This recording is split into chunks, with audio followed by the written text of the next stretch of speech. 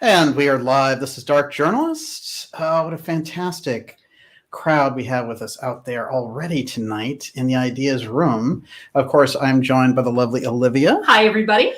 And Olivia, it's UFO Day, don't you know? It's UAP Day. Mm-hmm. It's the big UAP report, which is really a balloon with no air in it, as we anticipated. You know, the thing that they're trying to do is have it both ways. They're trying not to give us anything on that side from the government, but the media wants to use it to freak everybody out, and then the government can step in and say, well, they were right. We freaked everybody out, and therefore that 95 trillion that's missing from the federal budget, you just forget about that and let us do battle with these aliens. And they send out little puppets and guys like Lou Elizondo to create this illusion, and Chris Mellon and people of this ilk. So we have been in the middle of that operation since the TTSA was formed, and a little while before that, actually, but around 2016 elections when they really kicked in with it. But today was their 9-page nothing burger, as it were. And yet, I have to say, just this idea that the people on the CIA side of this thing, the whole Lou Op part, I could just imagine them sitting there and waiting for something to come out of that report and then jump in to claim credit. And now what they're going to do is they're going to say, oh, that government, they're keeping things from us, when in fact they work for the government. So this is the big play that we have playing out there. And we'll get into that a little bit tonight, but we're going to look more at the foundation of how this deep state operation around the UFO file got its real legs. And it's going to go deep, and there are some connections here I'm going to put on the record for the first time. So we're looking at some very deep historical connections. You are here for X Series 102, and this is the Cosmos Club. That is UFO Bilderberg, which is going to be really a big dot connector as we get in here. The other thing we're going to do, of course, in the second half of the program is take your questions. There's a lot of breaking news. Unfortunately, we had the suicide with John McAfee. And I'll tell you, as someone who ran a Mac magazine for a long time, like McAfee Antivirus was, whenever you go to those conferences or whatever, all those people worked for him, and they worked for the company. So that whole piece was in the air. And, there were some emails. He was actually going to come on the show at a certain point, and it didn't work out. I think his legal troubles had kicked in pretty dramatically, but he gave a lot of interviews. And the fundamental thing was he wanted to, at a certain point, really bring this whole deep state issue to light. And so, they found him under very suspicious circumstances. That doesn't look like an ordinary death. And he put as much out back in October saying, if something like this ever happens to me, it wasn't a suicide. So what do we do with that kind of information? Well, we have some very important people behind bars right now, like Julian Assange. And when you're in custody, so many things can happen to you, as this McAfee situation shows. So I think it's a tragedy and a loss. But it makes it all the more important for us to get the people who are unjustly confined out. So I think it should add a lot of fuel to the fire to get Assange out. Mm-hmm. And it's one of those things where we have to take a look at where we are in society, and there's certain measuring points that when they're putting truth tellers in prison, or if they're showing up dead, then this has to be a really huge warning to us as a society about where we are, and we need to do better on a dramatic scale, as we know. Now, the UAP UFO report that came out of the Senate Intelligence Committee is another piece of that, because they're trying to roll this out. Of course, so many of the things that we're discovering about Fauci and the whole kind of pharmaceutical New World Order style takeover on that front. So we're in the middle of a lot of storms, and I'm going to pinpoint the UFO storm tonight because I feel like we can get a handle on it, and the timing is so good with them coming out with this really weak 9-page report on the whole thing, basically saying we've decided to pretend there's a threat and we want money, but we don't want to tell you anything about it. We'll leave that to the media because there's always plausible deniability with the media. Well, they did it for a headline. They did it for a story. But it's very important when we look up at the setup of how we got here. So that's something we're really going to get into tonight. And we're going to be getting into it through this very unusual organization called the Cosmos Club, which is an institution back there in Washington, D.C. that has been around since 1876. It was founded by a very interesting pioneer, John Wesley Powell. And I'm going to tell you that in my research on the Cosmos Club, you know, one of the things that we learned about the Bilderberg group is one of their main functions for meeting was it was a post-war organization that was figuring out how to divvy up all the Nazi World War II loot. And so all these financiers, some of them former Nazis, would get together. And the real mystery about the Bilderberg group is how they kept it out of all the papers. So in the 70s, you know, people like Mae Brussell came along and really exposed it and talked about the Bilderberg group. And so you had a lot of people who were on the left trying to expose this stuff then. By the time you got into the 2000s, it was like more of the Alex Jones crowd who put the Bilderberg in the spotlight and would actually protest them. And the media was in that tenuous position of saying, well, we've spent so much time denying their existence. And the fact that we go there and work with all these politicians to determine policy and what we're going to say in the media, that they decided that they would start to talk about it openly and that, oh, it was no big deal and this kind of thing. But Bilderberg was very significant as a power base, and it still is. Of course, they have the meeting every year. A lot of that power shift has gone off to the Davos crowd. But it's always occurred to me on the UFO side that there would be a public meeting group about the UFO file that would operate under a kind of steganography that wouldn't be immediately obvious that it was a UFO group that was meeting. And I've looked at different groups for this. SAIC, of course, is one such organization. But I was looking for something that went further back into the creation of the national security state apparatus. And that's really where I came across the Cosmos Club through the figure of author Lundahl. And he's a very important CIA officer and official who really created this entire EPIC wing that they have. And the NPIC is something where the CIA would go in and use photo reconnaissance for satellites and everything else. And it really came into heavy use after Sputnik back in the 50s.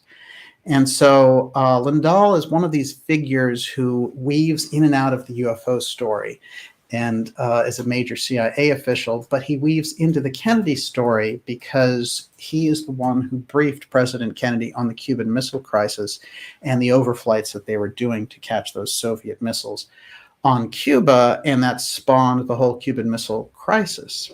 Now, interestingly enough, I'm going to put something on the record tonight about the crisscrossing here of Lundahl, because he is somebody who not only participated in a major event like that, but he's also associated with things like the Robertson panel. And he's also associated with things like the UFO Condon Committee. So these UFO research groups and briefing Kennedy. His career is going to be the focal point, which is going to lead us. We're going to see through him to his influences.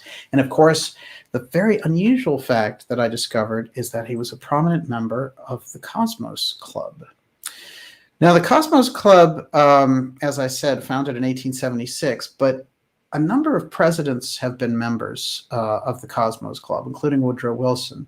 It's a very prestigious club, and it seems to have basically the top-notch operators, the Henry Kissingers, the Nelson Rockefellers, and yet it's not Bilderberg. And what is this Cosmos part all about? Well, the founder doesn't give us much of a clue until you start to really dig back there into his history.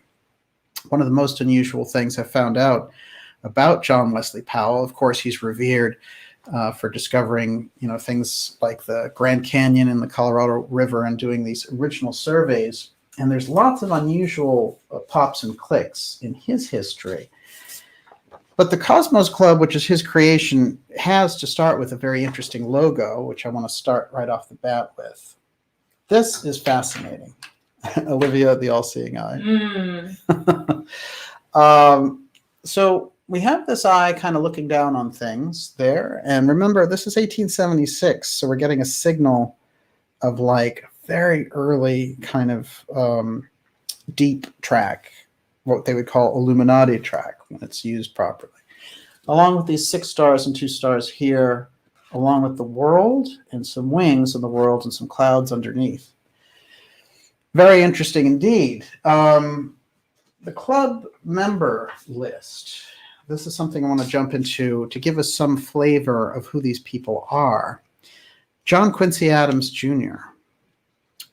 Now, I'm going to go actually first for the UFO people. We've already mentioned our friend Arthur Lundahl, and we're going to get very into him tonight. Would you spell Lundahl for the crowd? Yes, Arthur, and then Lundahl, Arthur Lundahl. This is Arthur Lundahl, and he is a really fascinating character because, as I said, he plays a key role in major foreign policy and international incidents as his role as a CIA official. But he's also an expert who started NPIC, which is the photo lab that analyzes all the satellite photography. And that's how he got involved with President Kennedy, presumably, when in fact he was briefing Kennedy on the UFO file. And we're going to get into that tonight as well. More of the roster of the Cosmos Club, Vannevar Bush.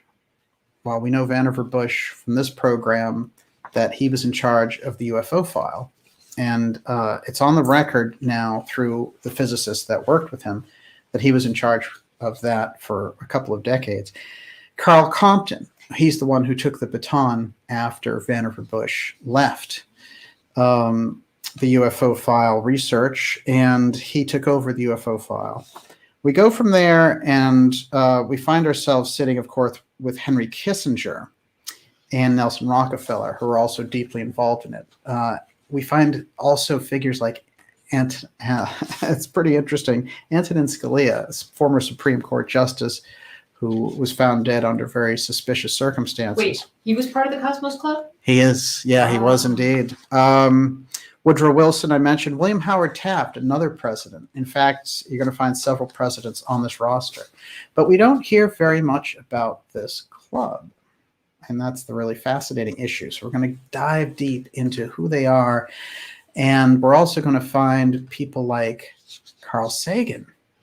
And we're also going to find that people like J. Allen Hynek tried to get in, but weren't allowed because they were blocked by the likes of people like Donald Menzel and Condon of the Condon Committee. So there was a big issue here, and what was going on is this was the perfect place for them to collude around these issues and also to go deep on the UFO file without it becoming public. But all these major officials could get together, and over again, major officials inside the UFO file keep showing up on that roster.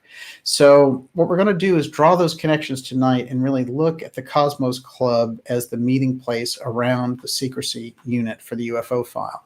This is where they could publicly meet without anybody, being able to write notes or anything of that nature. So in fact, it was the UFO Bilderberg. And a very unusual organization and a very unusual route to that organization as well.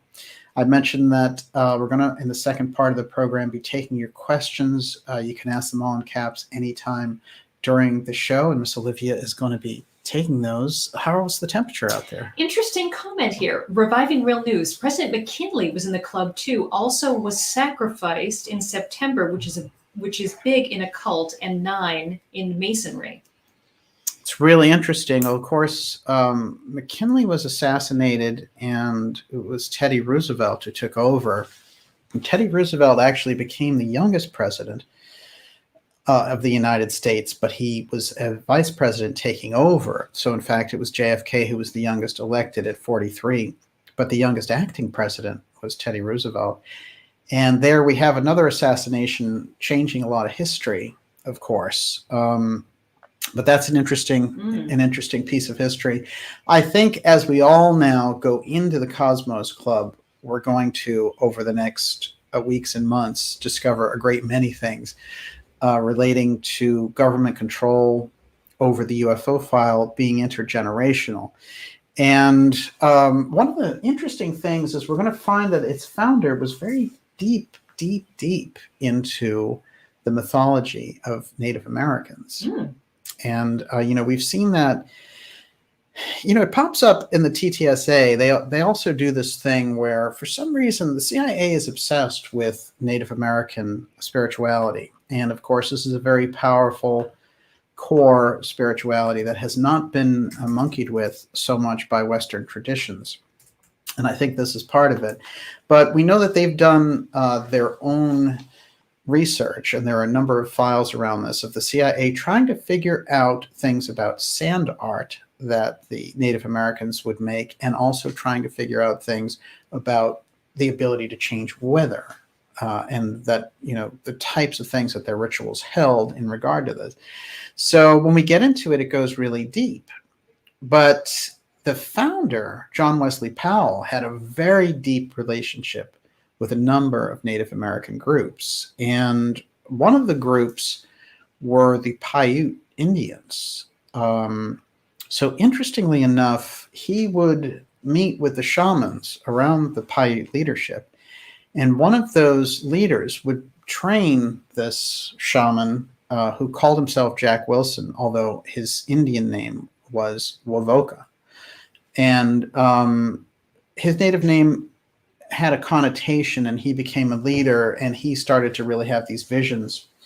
And when we get into him, we find a lot of very, very unusual pieces of the puzzle.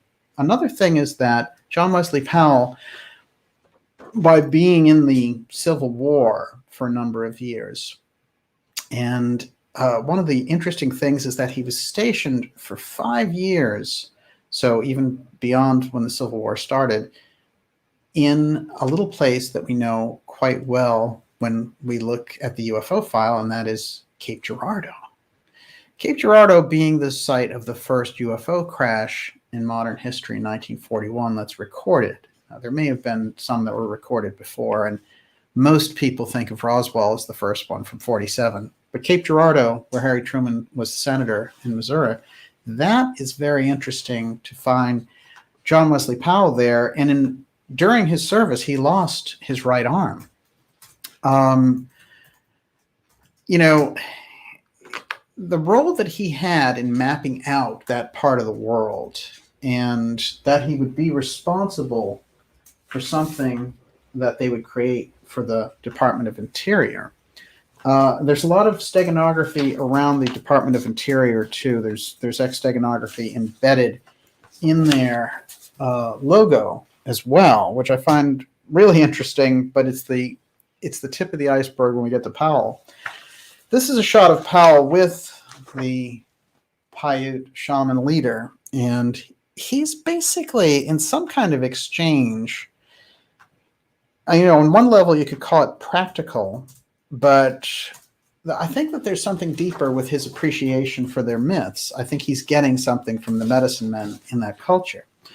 Wovoka, who is the Indian medicine man, would go on to inspire something called the ghost dance, which became a real craze for the native groups of recapturing their identity later in the 19th century. And it would be used as a pretext to attack them. And for some of the most, kind of well-known Native American massacres, the ghost dance was the thing that was used as the provocation. They were saying, actually they're getting ready for war, when in fact that they were doing this ancestral dance that Wovoka had brought through as a vision. So Wovoka did in fact continue after all this happened, and he lived in Nevada till about 1932. But the instant connection of the Cosmos Club and its founder, John Wesley Powell, who again is a very historic figure, and for those who understand, geology and things of this nature, and the kind of exploring and the early aspects of America, he's a true hero and a pioneer. And I'm not saying that he wasn't. It's just there's a deeper aspect that we need to pull in here in the club that he founded, in the fact that we have all these incredible characters showing up inside of it. And then by the time you get into the 50s and 60s, the UFO file people are all there.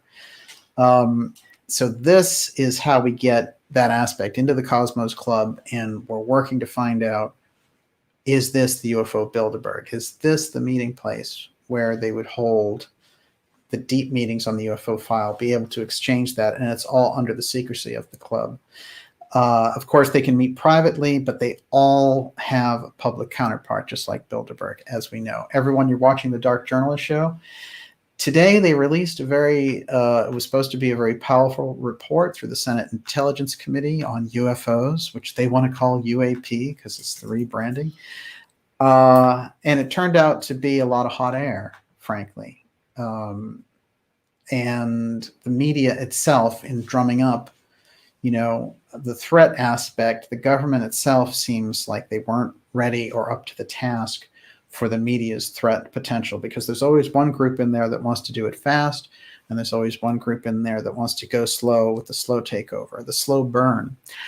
And I think we can see this through the figures of the Council on Foreign Relations. You think about people like Bill Moyers, who we know is a journalist, but he at one point was the head of the Council on Foreign Relations. And that group, who wants to create a one world government, but wants to do it slow and steady, is embarrassed by this other group, which we call kind of the Bush neocon, aspect, the Biden aspect. They want to really, move things to consolidation without the public knowing. And then there's another group inside there that wants to do the same thing, but they don't care if the public knows. They're kind of like, you can't take us on anyway. So we have a very interesting split here. So it's funny, we're going to get into it from the UFO file level, but in fact, we're talking about a paradigm, and we're talking about a dynamic that is embedded deep in the political nature of what we're looking at.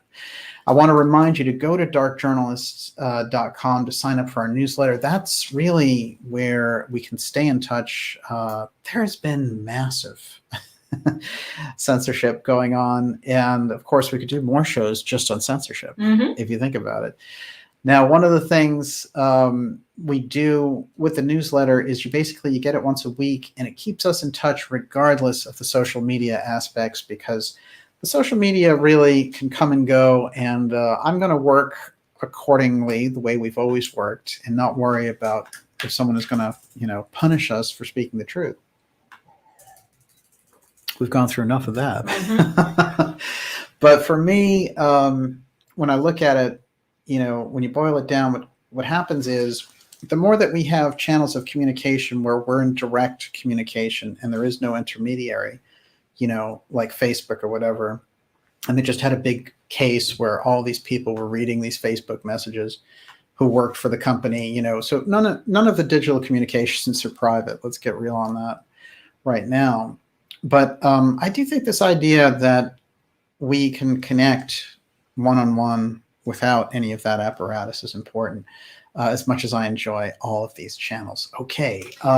Yes. Couple things. Okay. One, Gigi Young, who's in the chat tonight, says First Nations peoples had an Atlantean legacy. Yes. Do you want to address that at all? Well, you go right to the Casey readings with that.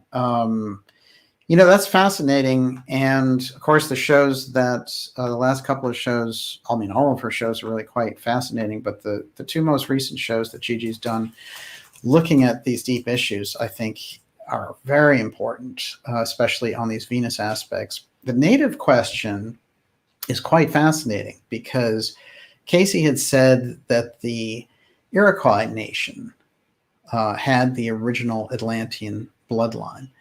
And, we find them very involved with the founding of the, United States and the American Revolution. And in many ways, we find the Constitution was modeled on the Iroquois nations. So I think we're looking at something very significant there. Also, we know there were a number of groups went to diverse aspects. So some of the groups from Atlantis went to Ohio, and some of them to Wyoming, and some of them to Georgia. So we have quite a mix going on. And I think it's quite fascinating, too, because when we look at the CIA and such, we know that they've done their own studies on the Edgar Cayce material, including a major study on the Hall of Records, which is something that Cayce had predicted would be uncovered, and that there were 3 of them. And one of them was in America, and the other one was under the paw of the Sphinx, and one of them was off Bimini in a sunken temple. The CIA actually planted people at the ARE in 1964 to find out, what is this all about? And of course, with their deep mystery school knowledge, they knew what was going on there. Just like, although they've played off the UFO thing, they've been way ahead of the public. So we need to look at where a lot of this stuff comes from in terms of the op around the UFO side.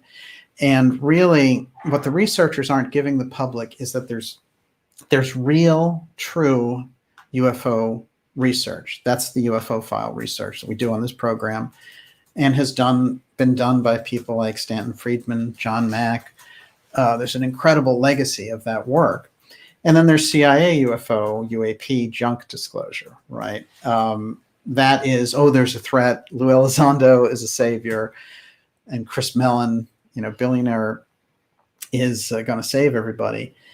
So that is the neocon version of UFO disclosure. They get to use it as a threat, and then when they find the 95 trillion gap there in the federal budget, where did all that money go? We've been fighting aliens, So this is how that works. But there's a great danger with it, the way that they've trotted it out, because I've said this a few times, but when we look at it, when you look at the COVID operation and we see its limitations, and you see the incredible, sort of unconstitutional actions and keeping people from church and all these other things, look, that op, as bad as it is and was, and of course we're still deeply in the middle of it and the repercussions of it, vaccine passports and all the rest, but that op is nothing compared to what they can do with the false UFO invasion op.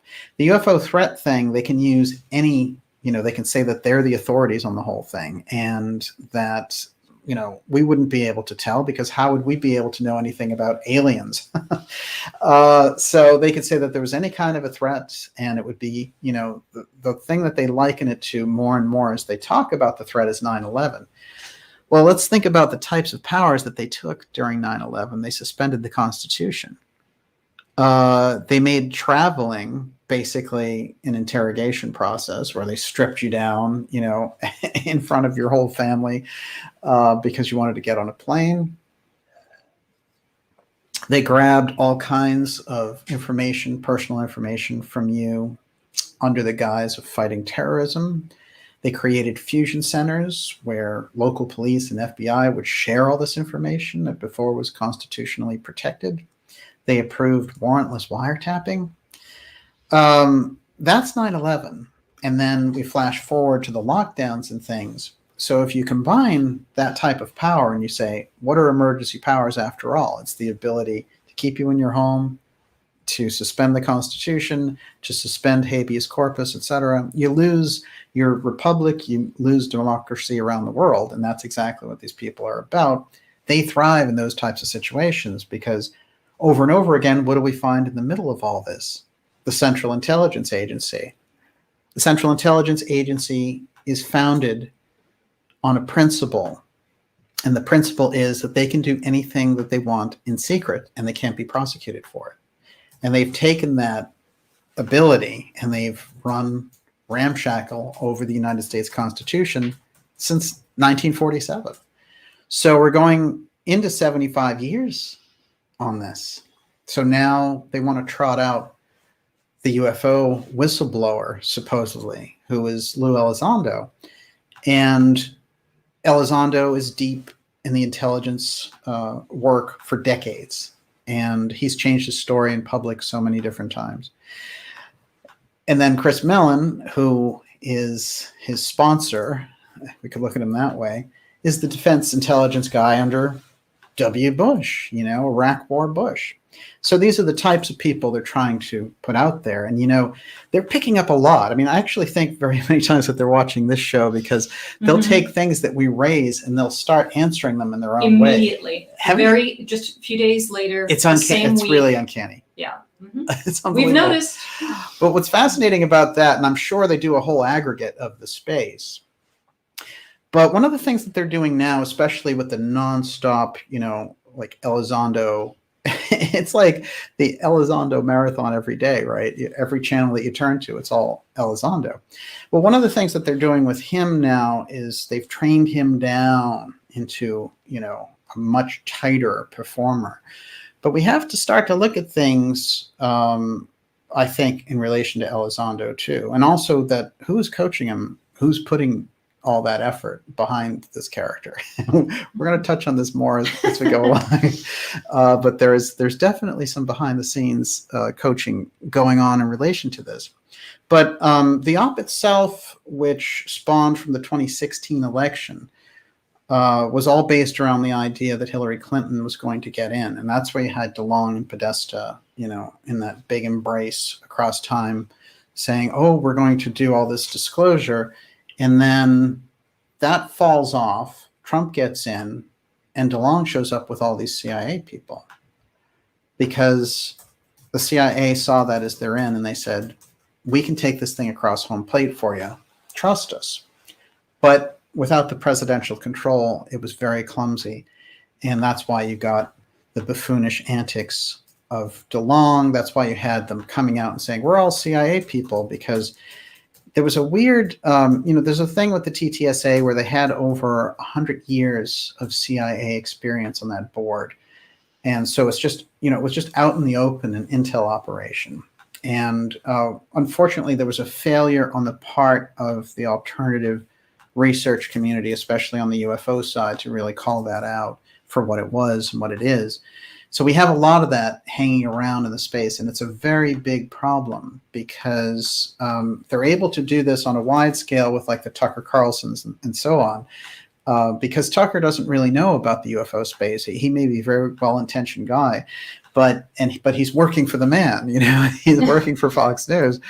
And so when we get into this, you have to have that research background. You can't say to a couple of unpaid interns, hey, go find out everything you can about UFOs and get back to me with a one sheet so I can question this guy, So the problem is with figures like that, and I've invited Elizondo on this show to talk, to debate in a gentleman's debate, but all I'd have to do is ask about 3 questions and the whole op would unravel.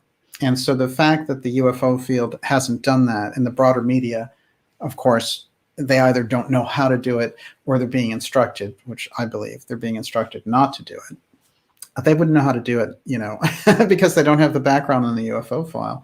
So we have kind of a situation that needs to be remedied there in terms of information.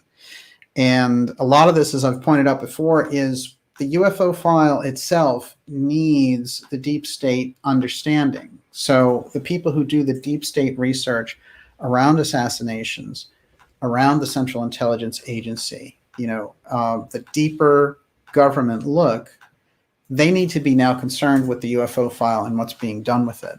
And the UFO file people just need to latch on to that deep state research, because that's much deeper research than, hey, I've got this thing and it can do G-force and the TTSA is going to take me to the moon. That stuff is not going to get the culture very far, and it walks right into this kind of trap that we're seeing.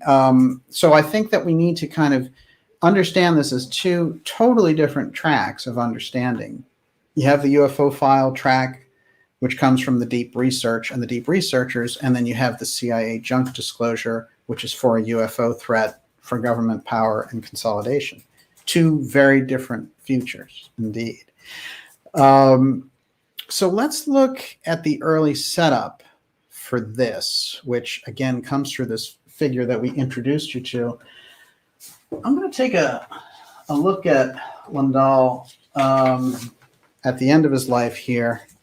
Here he is talking about the Cuban Missile Crisis, where he briefed President Kennedy on the photo of the installations of these Soviet missiles just 90 miles off the coast of Cuba. And he, in his CIA role, he was such a high performer that he was given lifetime achievement awards, etc. And he was very valuable for them. His own background is quite remarkable and unique, but his dancing between the UFO file research and being a big piece and a major piece of that, and then also being able to have a big role in satellite photography. So you're looking in on one hand, watching foreign nations and things like that, and then you're looking out with the other and watching off-world civilizations come in here. So it's a very kind of deep role. Here's a couple of things from his bio as we get into looking at him. All during World War II, he was interpreting photographs of enemy targets in the Pacific. So it's a real Cold War veteran as well. He was married in 1945. He joined NAVPIC in 46. That's the early version of NPIC, which is going to be the main CIA photo reconnaissance group, which he starts. He's the main figure who starts it. 1953, he formally became CIA himself, and he oversaw something called the Tremonton films, and this was a major UFO flap that was concerning the government, and he became the guy who was doing the photo recon on that. I've never heard of that. When was that? That is from 1953. And there was a huge wave, of course, over DC in 1952, and he actually took part in that also. And it's on the record, actually, that he spoke to Jacques Vallée, who is, a real long-time UFO researcher, before he died, and he said, we were shooting at those unidentified objects that were going over the White House, and we got a piece off of one of them, and we've been studying it. So the whole like metamaterial thing where they're like, oh, GTSA is going after metamaterials, it's revolutionary. Okay, they were studying it in 1952 after they shot it off. Okay. So early in the 50s, he's doing the U-2 flights. He's putting the cameras on those U-2s. Let's see. Oh, I do think this is kind of important as we go deep into his history here. He was briefing Ike on aerial recon of foreign nations. When we look at his work there in 53 on the UFO file, he's briefing Eisenhower on the UFO file. So when Kennedy gets in, who is the baton being handed to? Obviously, the briefings continue with Kennedy, which is why by the time we get to the Cuban Missile Crisis in 62, it's Lundahl who's giving him this information. Now, I have a picture, actually, of Lundahl with Kennedy, which is the only one I think that's taken. There they are in the White House, and this is Lundahl here, and of course JFK here, and in the middle a NASA figure. Lundahl would in fact, under President Kennedy, be a very key person, because what was happening was when I interviewed Stanton Friedman before he passed away, and he was such an extraordinary guy and very generous with his time, and we did a couple of interviews on MJ-12, which he was the real key kind of core investigator on, as well as the Roswell and other cases. But one of the things that he informed me about was his research around Donald Menzel. And Menzel was really someone who was living a double life. And he was a Harvard astronomer on one hand, and he had a close relationship with JFK, trying to sort of kiss up to him as he was running for president. But JFK, it's important to remember, was on the astronomy board at Harvard, even as a senator, because, of course, he had graduated from Harvard. But he had his own deep interest on the astronomical side and on the UFO side through James Forrestal, et cetera, as we've outlined on this program before. But Menzel is a particularly interesting character because there's something that he does with the help of the Cosmos Club, of which he is an esteemed member, as is as we mentioned, Lundahl. So when we're getting into this, we're starting to see that the connections of the main UFO sort of brain trust there, Condon, Menzel, who to the public are the big debunkers, and they're the people who are throwing it out. And then there are the people behind the scenes, Vannevar Bush and Carl Compton. These are the people we discovered were running the UFO file. Well, they're all there in the Cosmos Club. And interestingly enough, you have to be sponsored to get into the Cosmos Club. And who was sponsored to get into the Cosmos Club but John F. Kennedy? He was sponsored to get in, but then there was a controversy because it was discovered that it was an all-white membership. And this was 1961. And Kennedy was the president and didn't want all of this getting out and didn't approve of the policy. And so he withdrew his own nomination from it. But we have those feelers in there that if you're anybody who's anybody is going to be a member of that Cosmos Club. Eventually, of course, they recanted and it didn't become all white. And of course, they held their all men policy until very recently. So this is really old money. This is really old power, but the really core power as well. And certainly they had the incredible dibs on the UFO file information. You find the most incredible scientists there, the most incredible power brokers on the political side. And that list that I read is just a partial list of some really remarkable, movers and shakers. So what we're looking at when we're seeing Menzel at Harvard offering his help to Kennedy is he's saying, when you get into that presidential seat, I'll be able to help you with the UFO file. And they would have connected up as part of the Harvard astronomical chair that Kennedy had. Now, there's a weird thing that happens before Kennedy becomes president, which is the Smithsonian sends their really remarkable observatory to Harvard. As a matter of fact, it's literally about 5 or 6 minutes from here. And it's one of the most remarkable in all the world. Yes. Sorry, Andy Echo Scott says these nerds will kill us all. It's the truth. I have a picture of this. You can ask a question right now. It'd be a good time, actually. Grandma Tippy-Toe says there's probably a smaller club within the Cosmos Club, sort of like an inner sanctum. I agree. Doesn't that feel right? Yeah. Well, what's interesting is how many of you have heard of the Cosmos Club? See, they've really been able to keep it out and low profile. How many of you who have heard of it would ever think of it in relation to the UFO file? Very, very few, I can guarantee you.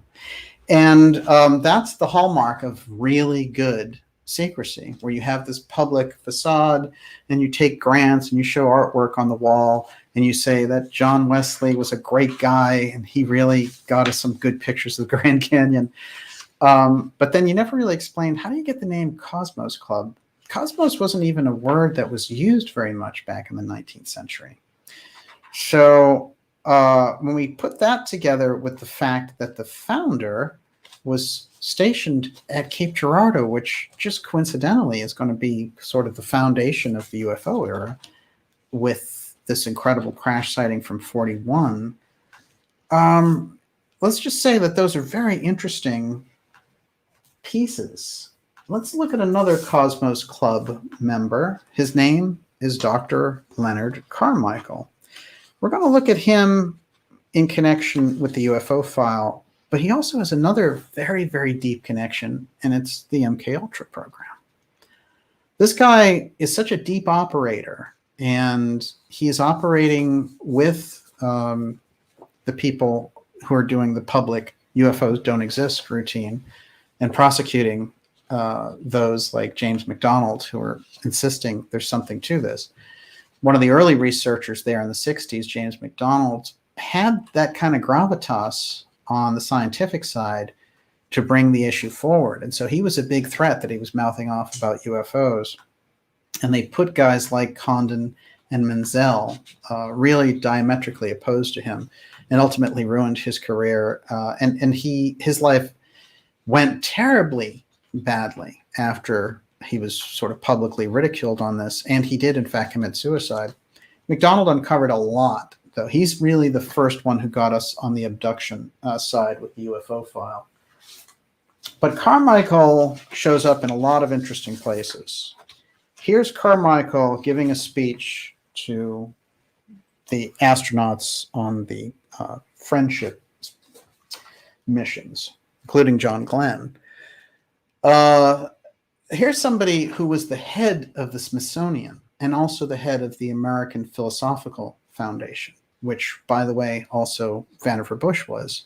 There seems to be a kind of a footprint here of the different things that you need to head in order to be trusted, or the types of things that you're rewarded with.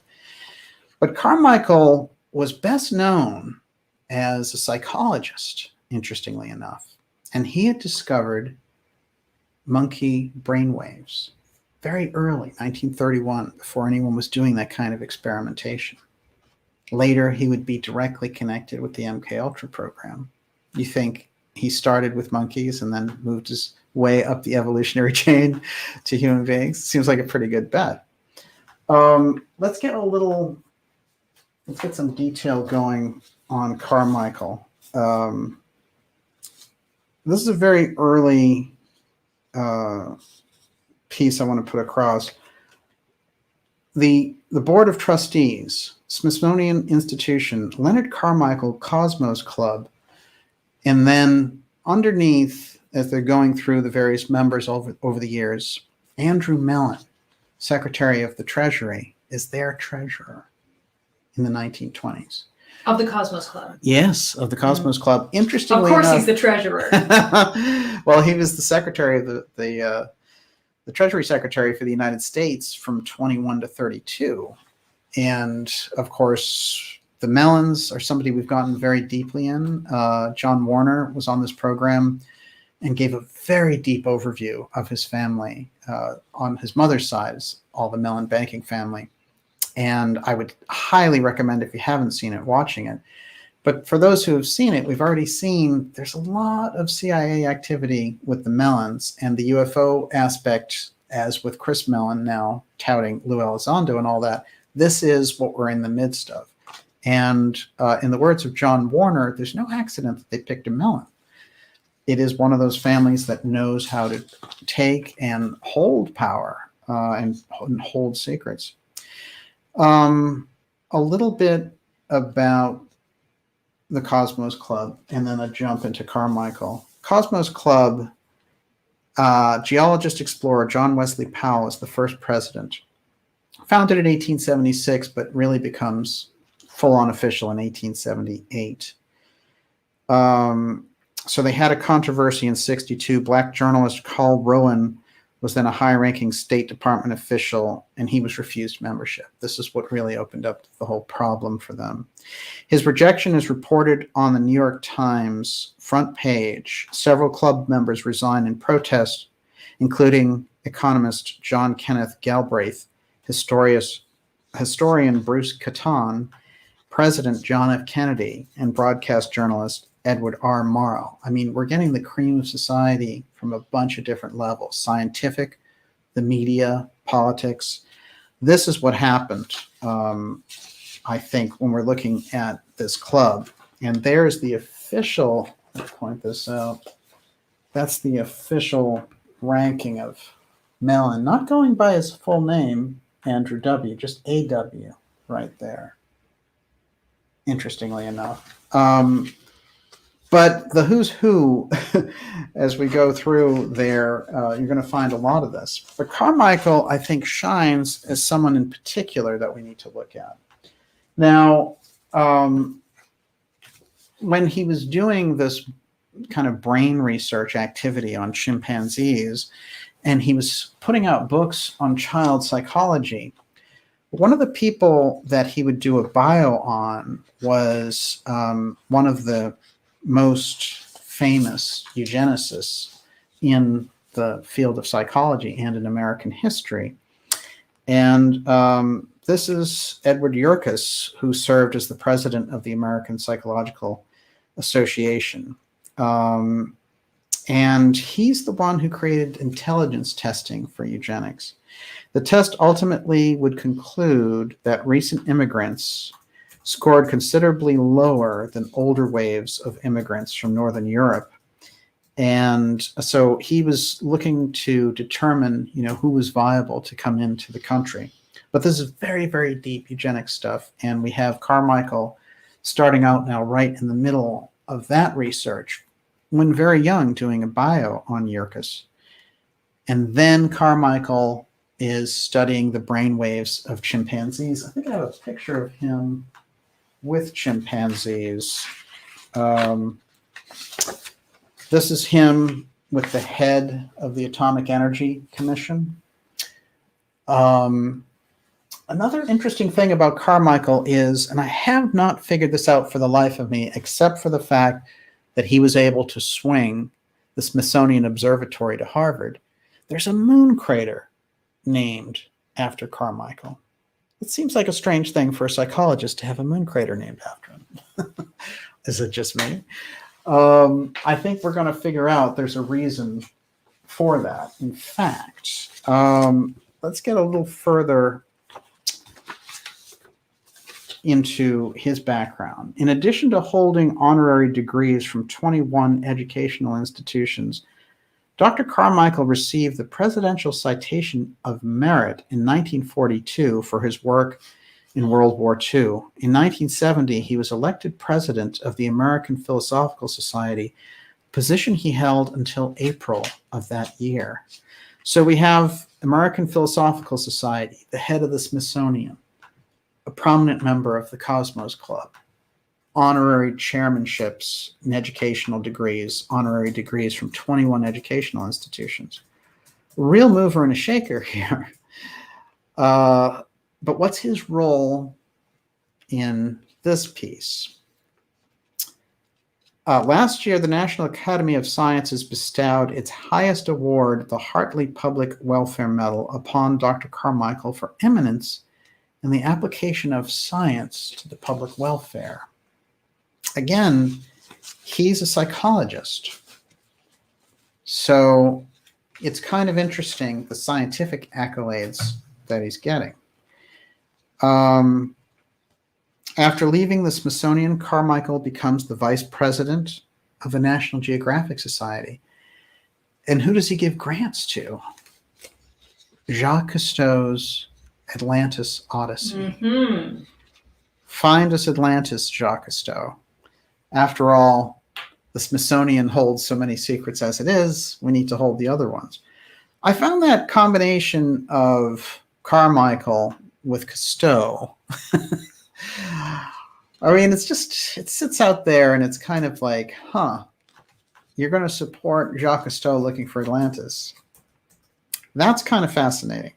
But the piece, I think, where we can draw him into this thing that we're looking at with Lundahl and JFK and Menzel is the Harvard Observatory piece. So the Smithsonian Astrophysical Observatory was revitalized by Carmichael in 1957. He's the one who struck the deal to move it to Harvard, which I think is remarkable considering it's been around. Those observatories had been there since the 1890s, in fact. When Sputnik was launched, the observatory, the Smithsonian Astrophysical Observatory, was the only U.S. lab capable of tracking the Soviet satellite. So I think a lot of the UFO observation aspects came directly to Harvard in this period, which is why I think Menzel and people of this ilk, because there's an incredible background of the CIA using Harvard and infiltrating Harvard and recruiting out of Harvard and into Harvard.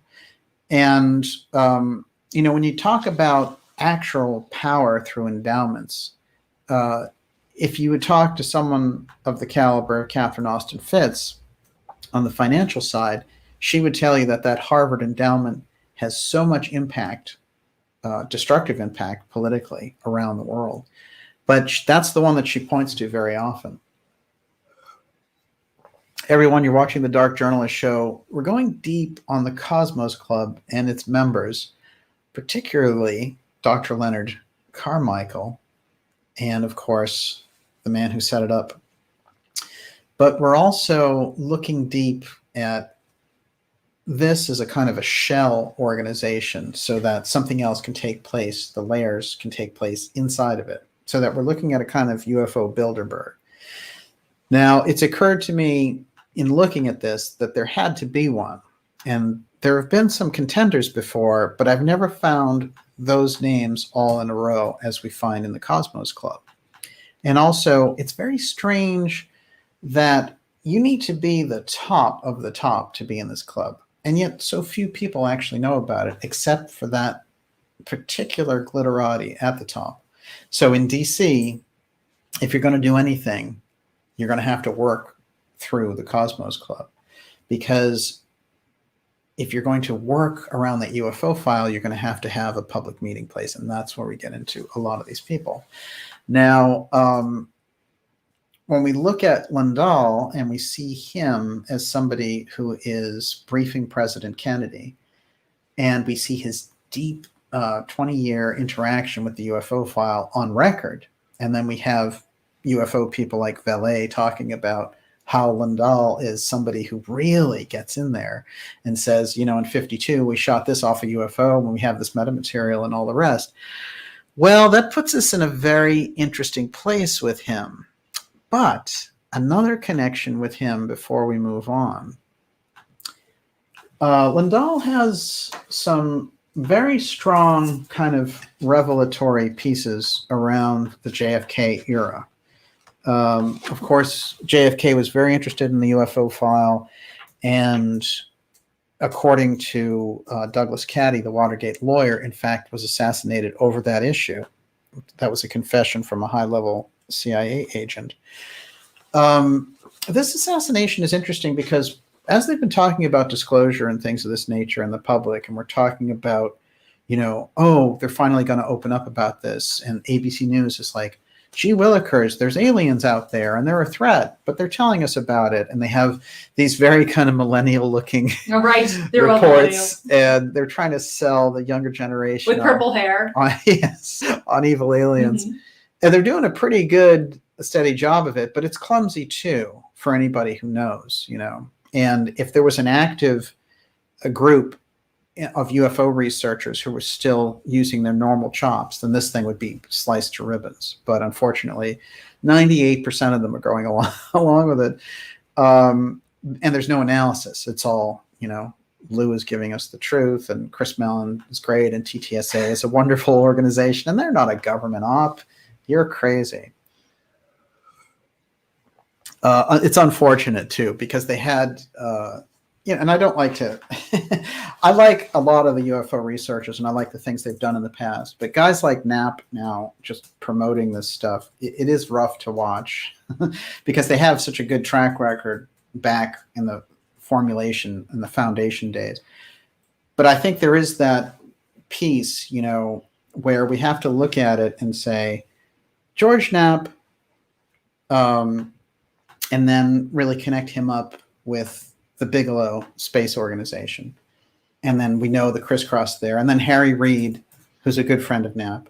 So he's being used for this particular UFO threat thing.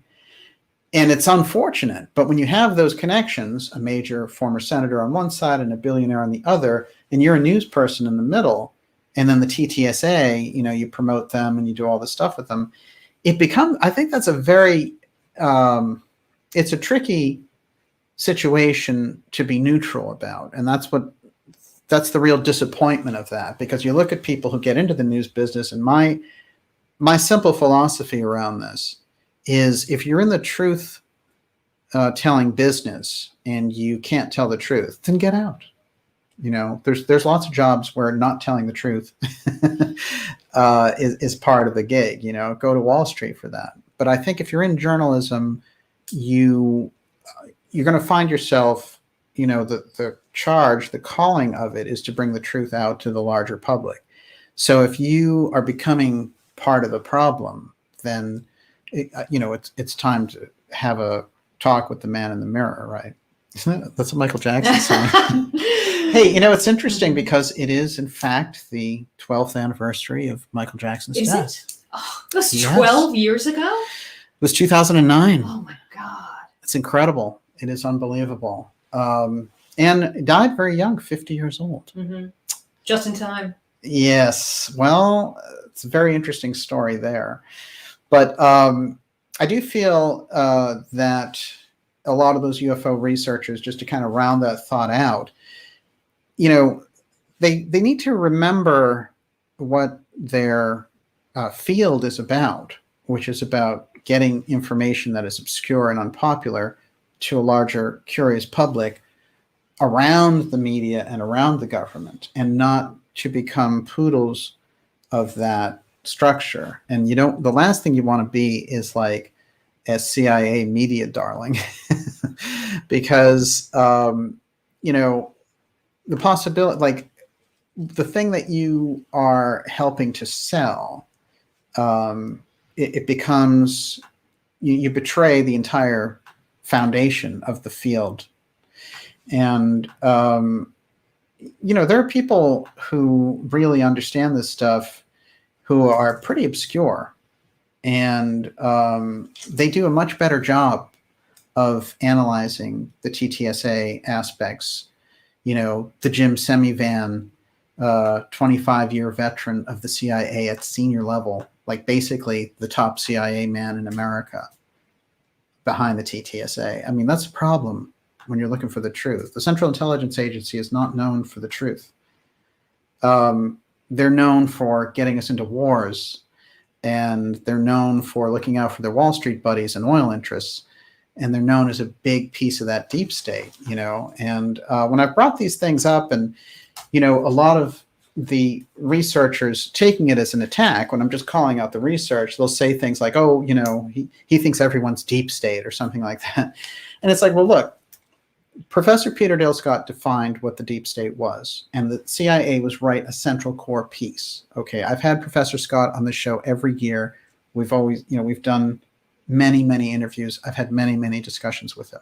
I understand the definition of the deep state probably better than a lot of people as a result of that. I mean, I was reading his stuff in college anyway. So, and he called it the deep state long before the media started using the term. So if the CIA is so deeply involved in this CIA threat narrative, and then UFO people start doing co-sponsor, shows with CIA threat peddlers, then, it doesn't make them deep state. It makes the people they're associating with deep state. So you can't stop and suddenly reverse the meaning behind Professor Scott's relaying of what the deep state is to us and say, well, you're right, that CIA agent, he's not deep state. But, the rest of the research is good. But, the people that you're associating with who are talking about and saying that there's not a threat, they're okay. Don't worry about it. We won't say that about them. I mean, there's no way around it. So this becomes an uncomfortable conversation in the UFO field, because they're like, hey, take the win. The media is talking about the subject that they starved us on for 30 years. All these researchers are really, down on their luck and stuff, and they really want something out of all the work that they've done for years and years. I do understand that, but you can't work. It's the quote actually that John Warner gave from Winston Churchill, which is, you can't negotiate with a lion with your head in its mouth. And I understand from research about what the CIA is all about, and you can't work with them on UFO disclosure. That has to be the number one rule if you're going to get any truth and transparency. You don't work with the CIA. So this is really a big piece of the problem. And we're going to find that this goes all the way back, when you understand the history, the things that we're talking about in relation to the Cosmos Club and the setup of these things goes back many, many years. And it becomes very obvious for us where the power brokers are and who's pulling the strings. And I think in the case of what we've seen in terms of the UFO threat narrative, which that's what they're talking about, they backed off a little bit because we brought it up, and people don't like the threat thing. They really don't. But the media has been taken it on as an excuse. So even though the UFO people are saying like, well, maybe it's not a threat, it's too late, because you're handing the CIA threat narrative people like Elizondo and Mellon have been handing the media the threat narrative. So now they can bang everybody over the head with it. So that's what the government is looking for here, because that's what they want, whether it's white supremacists or, terrorists, whatever it happens to be, they want a threat that they can take away more rights of average citizens, because that's the goal. That's what they're about. Just ask people in Australia or Canada who still can't leave their house or, play in a playground when it's 100 degrees outside. I mean, well, it might not be 100 degrees in Canada, but, we've seen it. We've seen the face of fascism, and they're only moving the op around. And when they get to the UFO part, I take it very seriously, because I think they've been setting it up for a long time. Everyone, you're watching the Dark Journalist show. We're going deep tonight on the Cosmos Club, and UFO Bilderberg.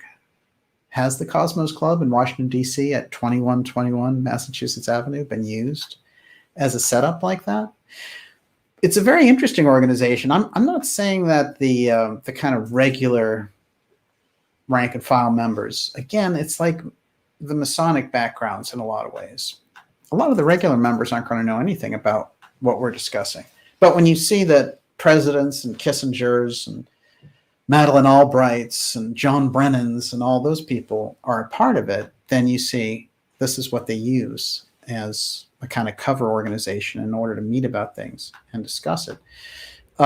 It's only a few blocks from the White House, in fact. So it's really in that center power base. And I think that we've seen quite a few that are like that. Actually getting a look at it, it's quite impressive inside.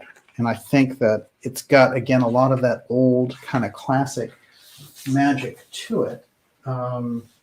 Let's get a couple of things going here. If you have a question. I'd love to ask. Seven Synesthesia wants to know, how many women are in the Cosmos Club? Were they allowed? Yeah, they were only allowed recently. There were always women, yes. Here is a shot, actually, of CIA Director Brennan getting the McMahon Award at the Cosmos Club. It's got to be the place to be. And for a long time, they held out on the whole women members thing, which is remarkable in woke Washington to be able to do that. But in fact, they did. In the elegant surroundings of the Warner Ballroom in Washington, D.C.'s Cosmos Club, CIA Director accepted the Fordham University Club of Washington, D.C.'s Brian McMahon Award for Distinguished Public Service.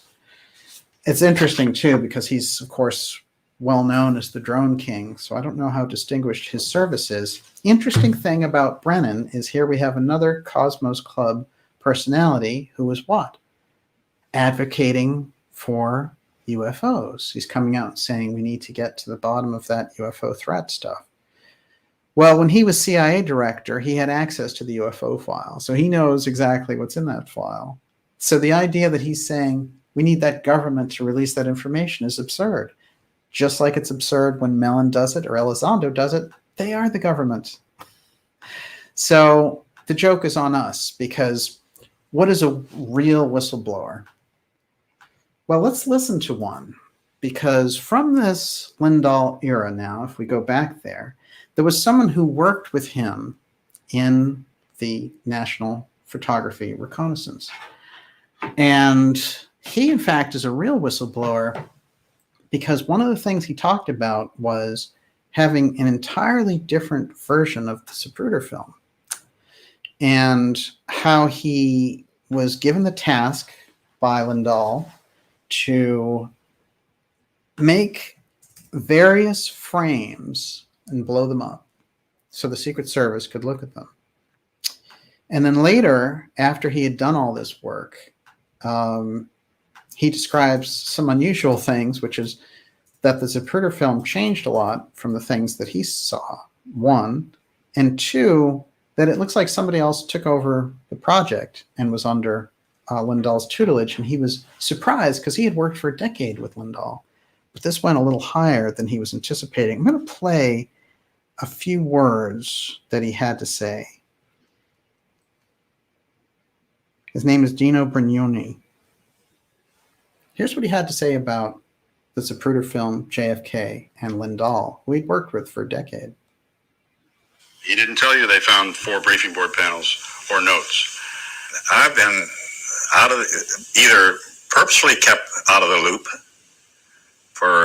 and I can't figure out why, because my relationship with Lundahl was just top flight. If he did keep you out of the, let's just, if he kept me out of the loop, it would be because he knew I was too honest to be a part of any scheme. Because he and I were close. In other words, if he kept you out of the loop, it would have been because he knew you were too honest and because he might have been ordered to. Would that be a possibility? It could be a possibility, but I don't know. Do you think it's possible that Pierre Sands would have done all this activity Sunday night,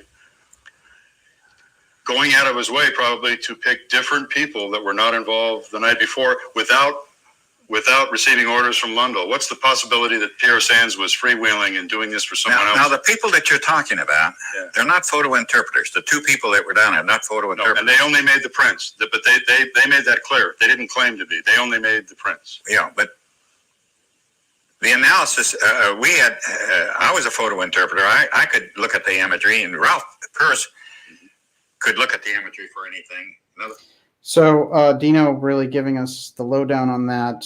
And if you want actually to go further with that, it's called the Zapruder Film Mystery.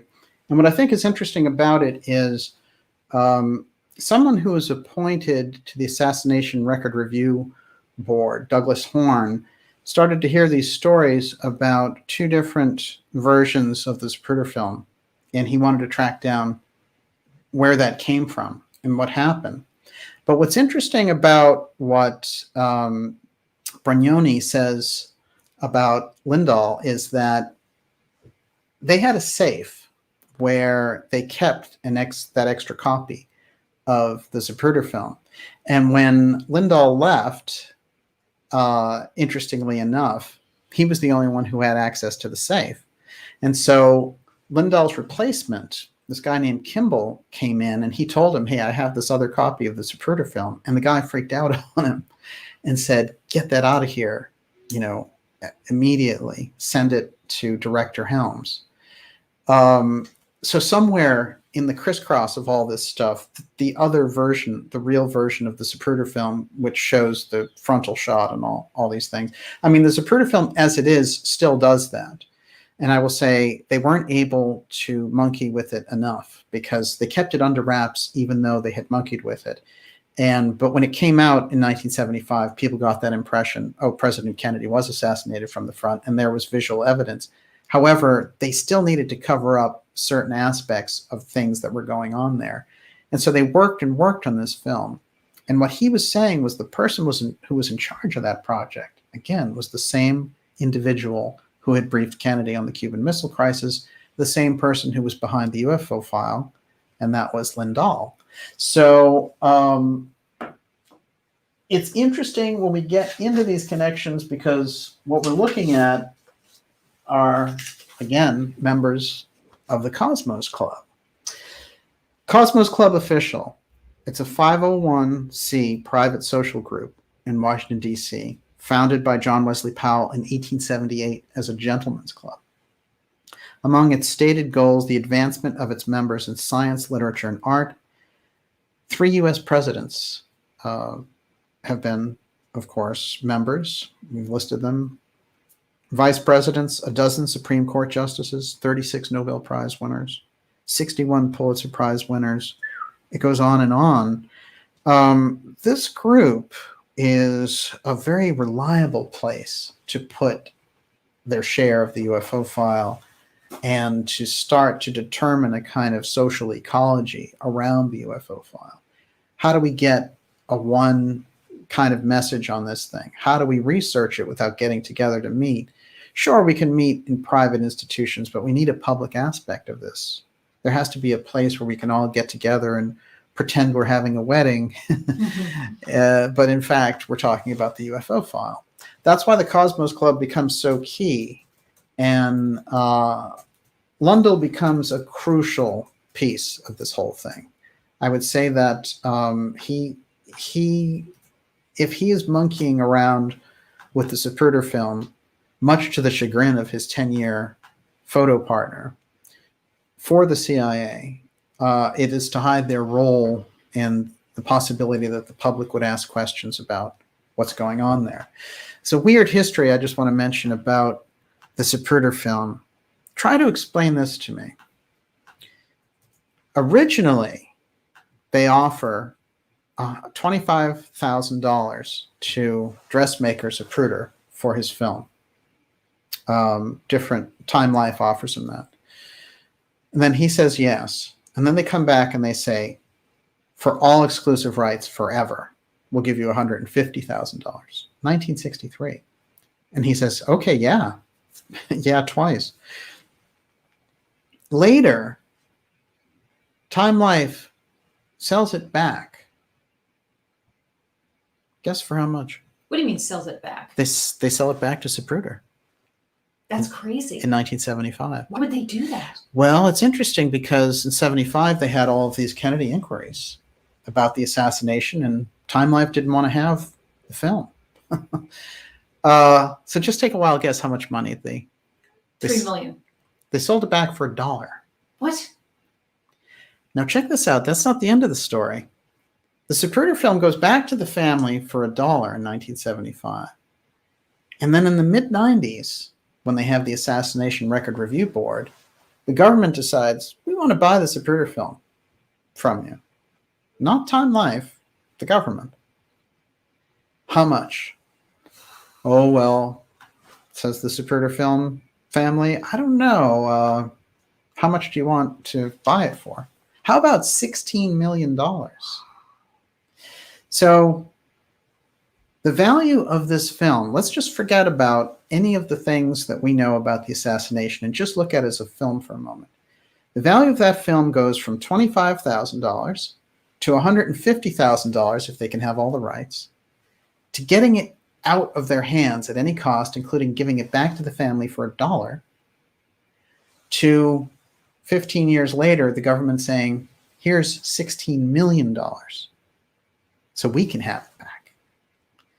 Try to explain that. There's obviously something that went on with that film. And again, who do we have in the middle of it? Mr. UFO cover-up. Lundahl. Now, here's what's interesting. He's a member of the Cosmos Club. So is Howard Menzel. But so is Carl Sagan. Carl Sagan would show up as a skeptic around the UFO issue, but was incredibly prominent, astronomer and everything else. On the scientific side, he was untouchable. In an interview in 1970, he says he does think that there's a possibility that UFOs are piloted by aliens. And the ripples are felt inside the Cosmos Club. And Menzel decides we have to get rid of Carl Sagan. Now, Carl Sagan was such an asset to that club and had such a high profile and would become, he became the main physicist, astronomer that people would know of. Menzel's main goal was, with Richard Condon, to try to get rid of Sagan. And then Sagan, at the same time, is trying to sponsor J. Allen Hynek, Mr. UFO, who had been in Project Blue Book. Remember, there are two Blue Books. There's Project Blue Book, which is the public Blue Book, and then there's CIA Blue Book, which is the real Blue Book that Richard Nixon ran for Eisenhower. We have the whistleblowers on that, and it explains all the things that happened later with Robert Merritt and the Nixon, his hidden message and Merritt's testimony about that. That's the deep history of CIA Blue Book, because, in fact, Nixon knew all about it. But Hynek understood public Blue Book because he's the one who had to go out there with all the silly explanations of swamp gas and everything else. He's trying to get into the Cosmos Club because he wants access to the UFO file. He wants access to UFO Bilderberg because he needs that to go forward. And he shows up in the Close Encounters movie and everything else. But what are they trying to do? They're trying to get rid of Sagan, who is sponsoring them. And so Hynek never gets in. And Sagan tenuously hangs on for a little while. But again, when we look at the Cosmos Club, look at the UFO connections. Vannevar Bush, the head of the UFO file. Carl Compton, his successor. I have to say that Cape Girardeau, for me, being a part of the founders' background and biography is quite remarkable. Then let's go and look at Donald Menzel. Well, Menzel's from the JFK era. He lived a double life, as UFO researcher Stanton Friedman proved, because he's on all the Majestic committees. He's doing all the research on the UFO file, but publicly he's the number one debunker. Who else? Richard Condon of the Condon Committee. What do they decide? Late 60s panel on the UFO. By the way, the media pretends that there haven't been any of these researchers before, and the government has never, ever, agreed about anything about the UFO file. They've never done anything publicly. Harry Truman talks about UFOs in a news conference in 1951. All right. And he says, well, there's a lot of things flying around, but they tell me that there's no national security threat. So, no big deal. So they've had press conferences where presidents talked about UFOs, in the 50s. So we're actually in regression land, 70 years of secrecy. And the idea, they're so open about everything. No, all this stuff happened a long time ago, and they blocked it. And it was under the iron grip of the CIA, who controls what? The media. And if you can't talk about something in the media, then it doesn't go anywhere.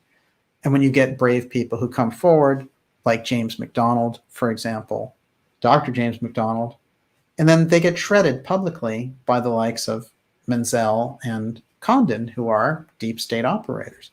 Later, they would find records of correspondence of Condon, of the Condon Committee in the late 60s for UFOs, and he was saying, how on earth, can I pretend long enough that I'm genuinely looking into this, as opposed to the conclusion I already know, which is that I'm going to say there aren't any UFOs. I have to appear, at least, like I'm objective.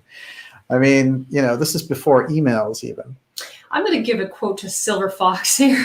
Yeah. We were all punked again. Seems to be a thing of perpetuation. And we get duped every time, like Charlie Brown kicking the football. Wow. It's always the same. I definitely agree with that.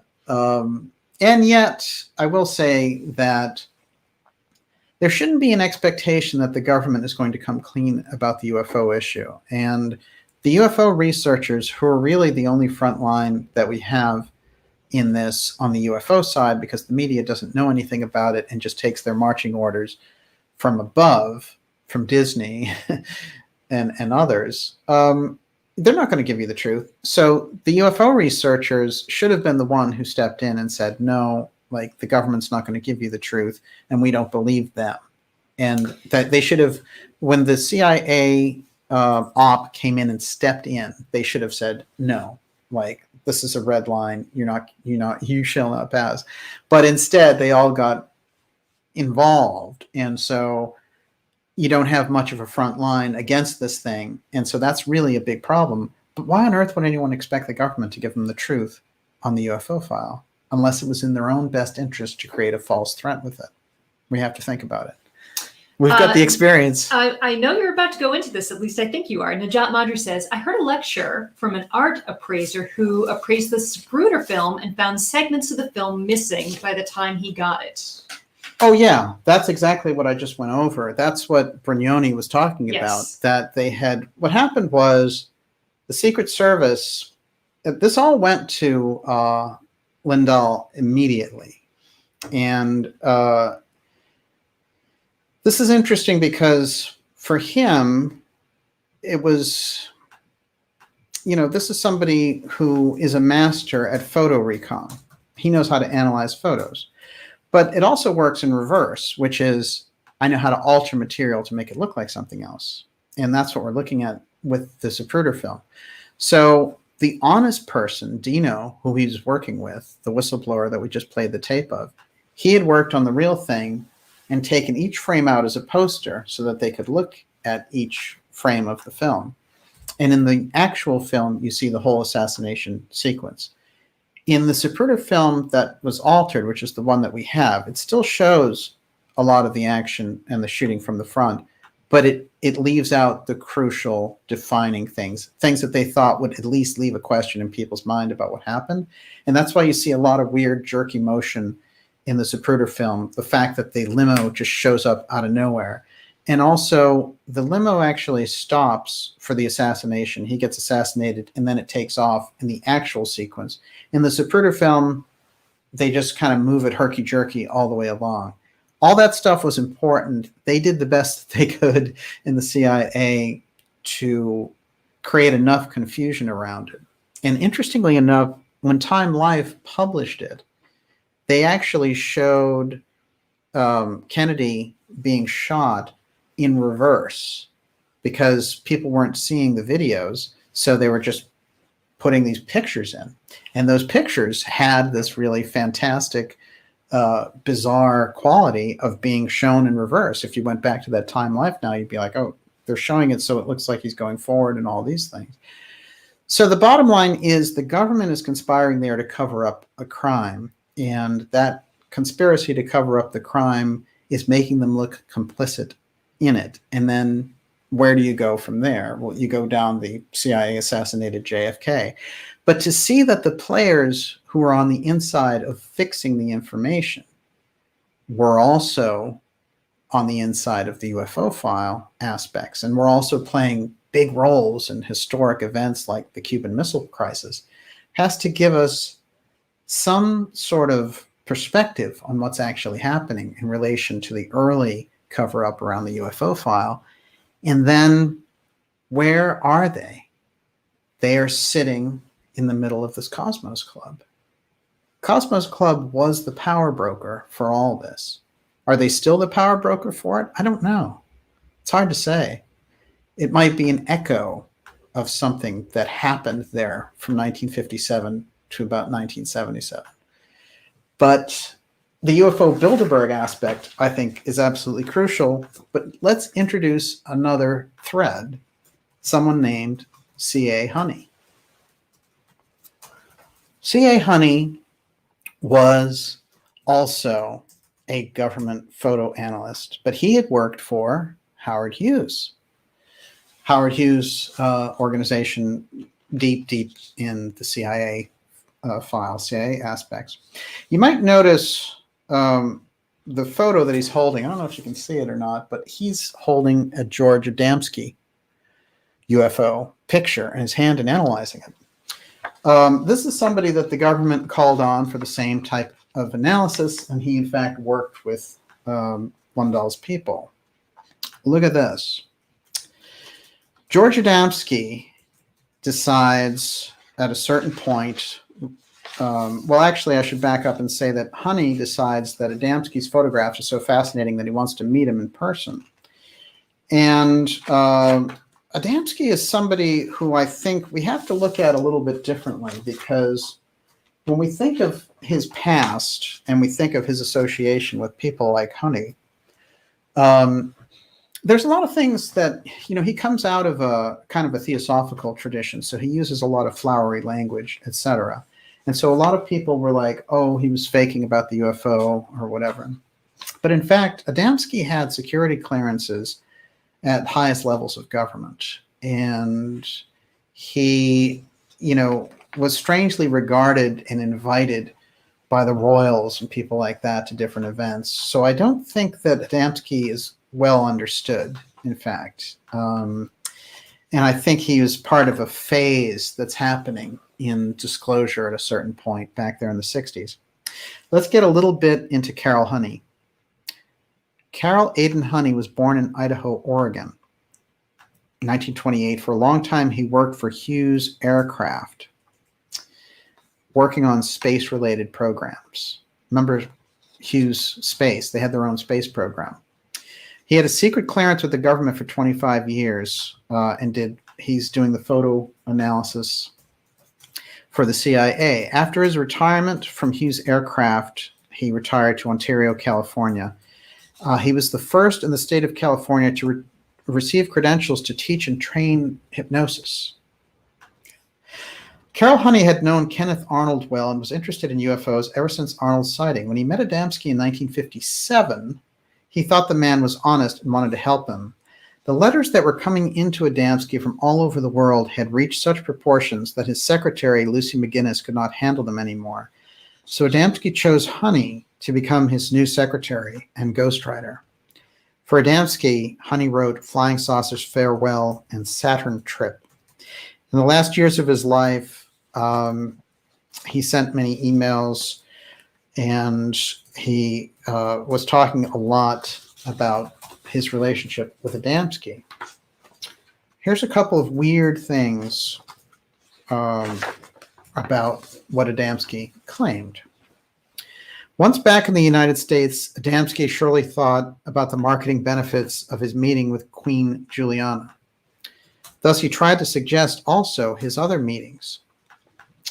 Starting in 1960, he said he had met with John F. Kennedy. To smaller groups and without going into detail, Adamski explained that Kennedy had suddenly disappeared for a while during his presidential campaign. This is true. Adamski left his more imaginative listeners with the impression that the purpose for this disappearance was a meeting between Kennedy and himself. In 1983, in the book that she wrote with Timothy Good, Lou Zinstag explained that Adamski had been entrusted with a written invitation for President Kennedy to visit one of the Space People's huge motherships at a secret air base in Desert Hot Springs, California. Now, let's remember the major rumor about Eisenhower. And before we dismiss that, Eisenhower supposedly pretended he was going to see his dentist, but went to this Air Force base and disappeared for a while. And it was well known that people inside that airbase knew aspects of what was taking place, that there was this massive ship and that he was interacting, or he was going for a meeting. Now, that might seem on a kind of like a fringe level, but Stanton Friedman, who, by the way, thought people like Bob Lazar were lying about aspects of things, and was pretty cynical, in fact, told me on this program that a lot of the background around the Ike story checked out, and that he had spoken to a lot of the people involved who had said it had happened and that there was a special thing happening there at the airbase.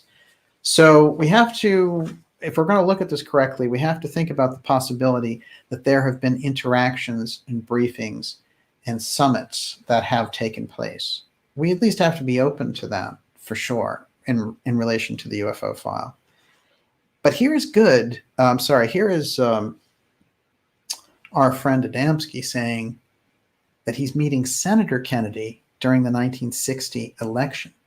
And he's giving him a special note about Kennedy meeting with these aliens.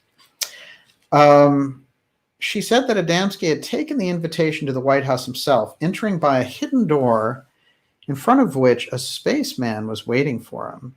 Kennedy accepted the invitation, but did not undertake a space flight because the craft remained on the ground. At least, this is what Adamski had told her. American ufologist Richard Hayden looked into possible meetings between Kennedy and Adamski. And he found that there were items that were missing in Kennedy's schedule, but he couldn't conclude anything like Kennedy had met with Adamski. And there's nothing to say that it actually happened. However, it's an interesting suggestion considering the fact that we have Honey interacting with Adamski. Now, I want to say I've spoken with someone in the family of Thomas Townsend Brown, and they related to me that Thomas Townsend Brown was working on alien ships that looked like the Adamski ships, that particular model. But also that Brown had, in fact, met with a group of off-world aliens who were operating in those ships. And in fact, she said that at a certain point, there's Adamski is in a lab and there's a miniature version of one of those ships in water. So there's something very unusual and missing. There's a thread that's missing, and it's right around the Kennedy era in relation to us understanding the UFO file. And so the idea that Kennedy was sharing this with the Russians and that that's the reason for his death, as E. Howard Hunt said to Caddy, really brings us home to what disclosure is. So a lot of people were, looking at the hype around the UAP task force thing and all the rest. Well, in fact, what is real disclosure? Disclosure is that there's another culture out there visiting us, right? That's the official disclosure.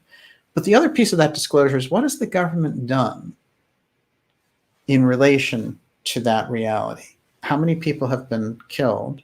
Have they killed presidents to keep the secret? Who controlled the wall of secrecy? Which organization was primarily in charge of it? And over, those questions are going to lead us back to the Central Intelligence Agency in terms of the wall of secrecy. And it's going to get into the deep state aspect. And so you see, it's a very difficult path when you talk about real disclosure.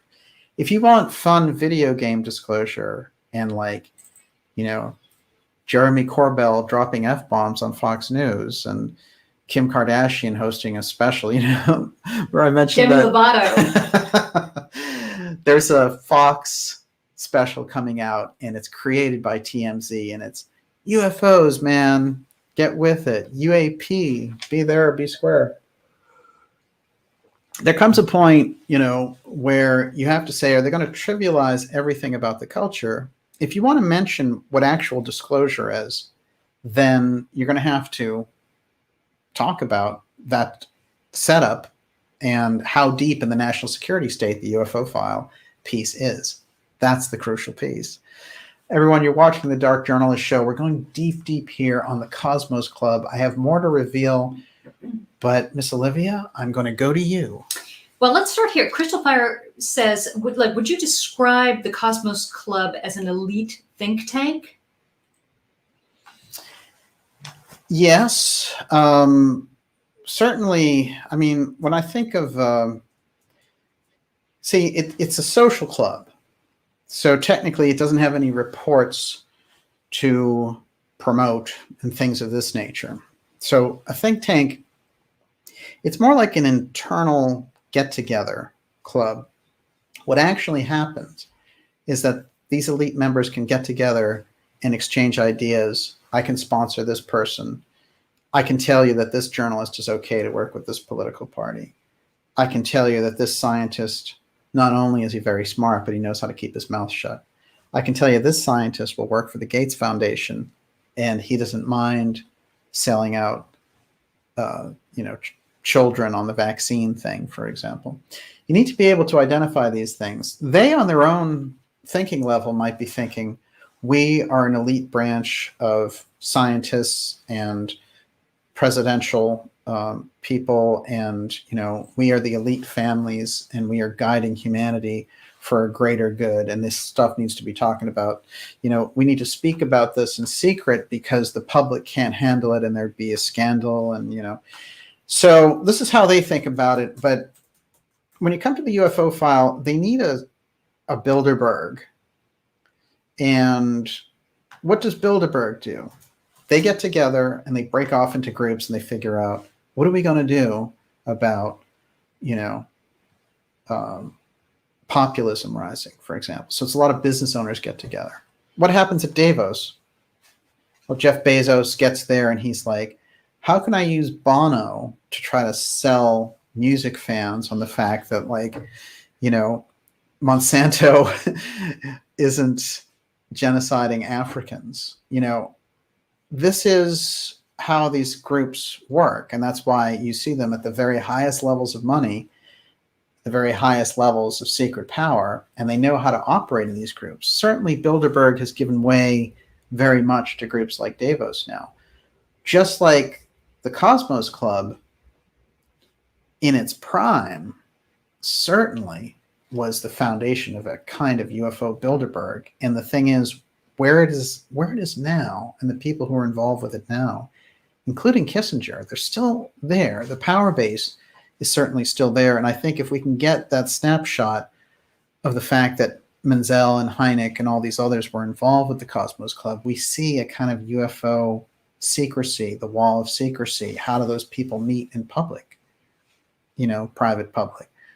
And this is the type of group that it is. And it's so little known to us that here we are sort of just discovering it.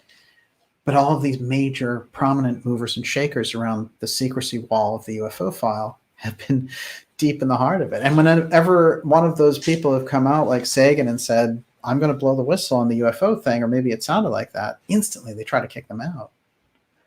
I think that says a lot. Also blocking Hynek from coming in. We have to remember that Hynek is a real whistleblower also, because he came out of Blue Book and he realized as a scientist, this is BS. I think that's important. Yes, Ms. Olivia. So it's more similar, it sounds like, to like CFR, sort of, where it's understood.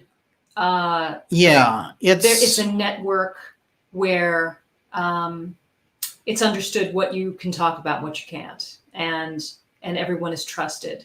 But it's smaller. Have you had a chance to correlate who is in each club, like members of Cosmos also being members of Bilderberg and Davos? Think Kissinger and Rockefeller were the key Bilderberg people. Yeah, absolutely. There's no question about it. This group, Cosmos, has 3,000 members. So it gives you some idea of that, the gravitas of it. It's not too big. It's not too small. And I think that the majority of those members are just looking for a kind of social prestige. But there's a period in time there, which I'm looking at from the 50s to the 80s, which is easy to track and say there's a lot of movers and shakers on the economic side, on the UFO side, on, they're connected to the Smithsonian. It's this incredible interface. Now, it's still active. It's still powerful, but these things move and shake. And I think that what we're seeing is it's been around since 1876, so I don't think it's going anywhere. But the incredible influence I think that Cosmos Club has had is pretty rare. When I was going through it and I was finding, especially in relation to the UFO file, so many of these. Lundahl is another one who's really, deeply, deeply a part of this. And you have to look at him and you're saying, here's somebody who's basically like a CIA officer and in charge of their photo unit. That gives him entree to Kissinger and all these other people. And then you look at that and you say, it starts to look like, oh, they're in an operational group together. This is part of a team that gets together to share notes. And this is a really good cover for it, which is, hey, it's a gentleman's club, and for a long time, as we said, they didn't even admit women. Yes. I'm sure you found this out, but Modern Archive says, did you know Eric Schmidt's dad died at the Cosmos Club after a one-room fire after Reagan chose him to head the World Bank? Yes, that is absolutely fascinating. He did.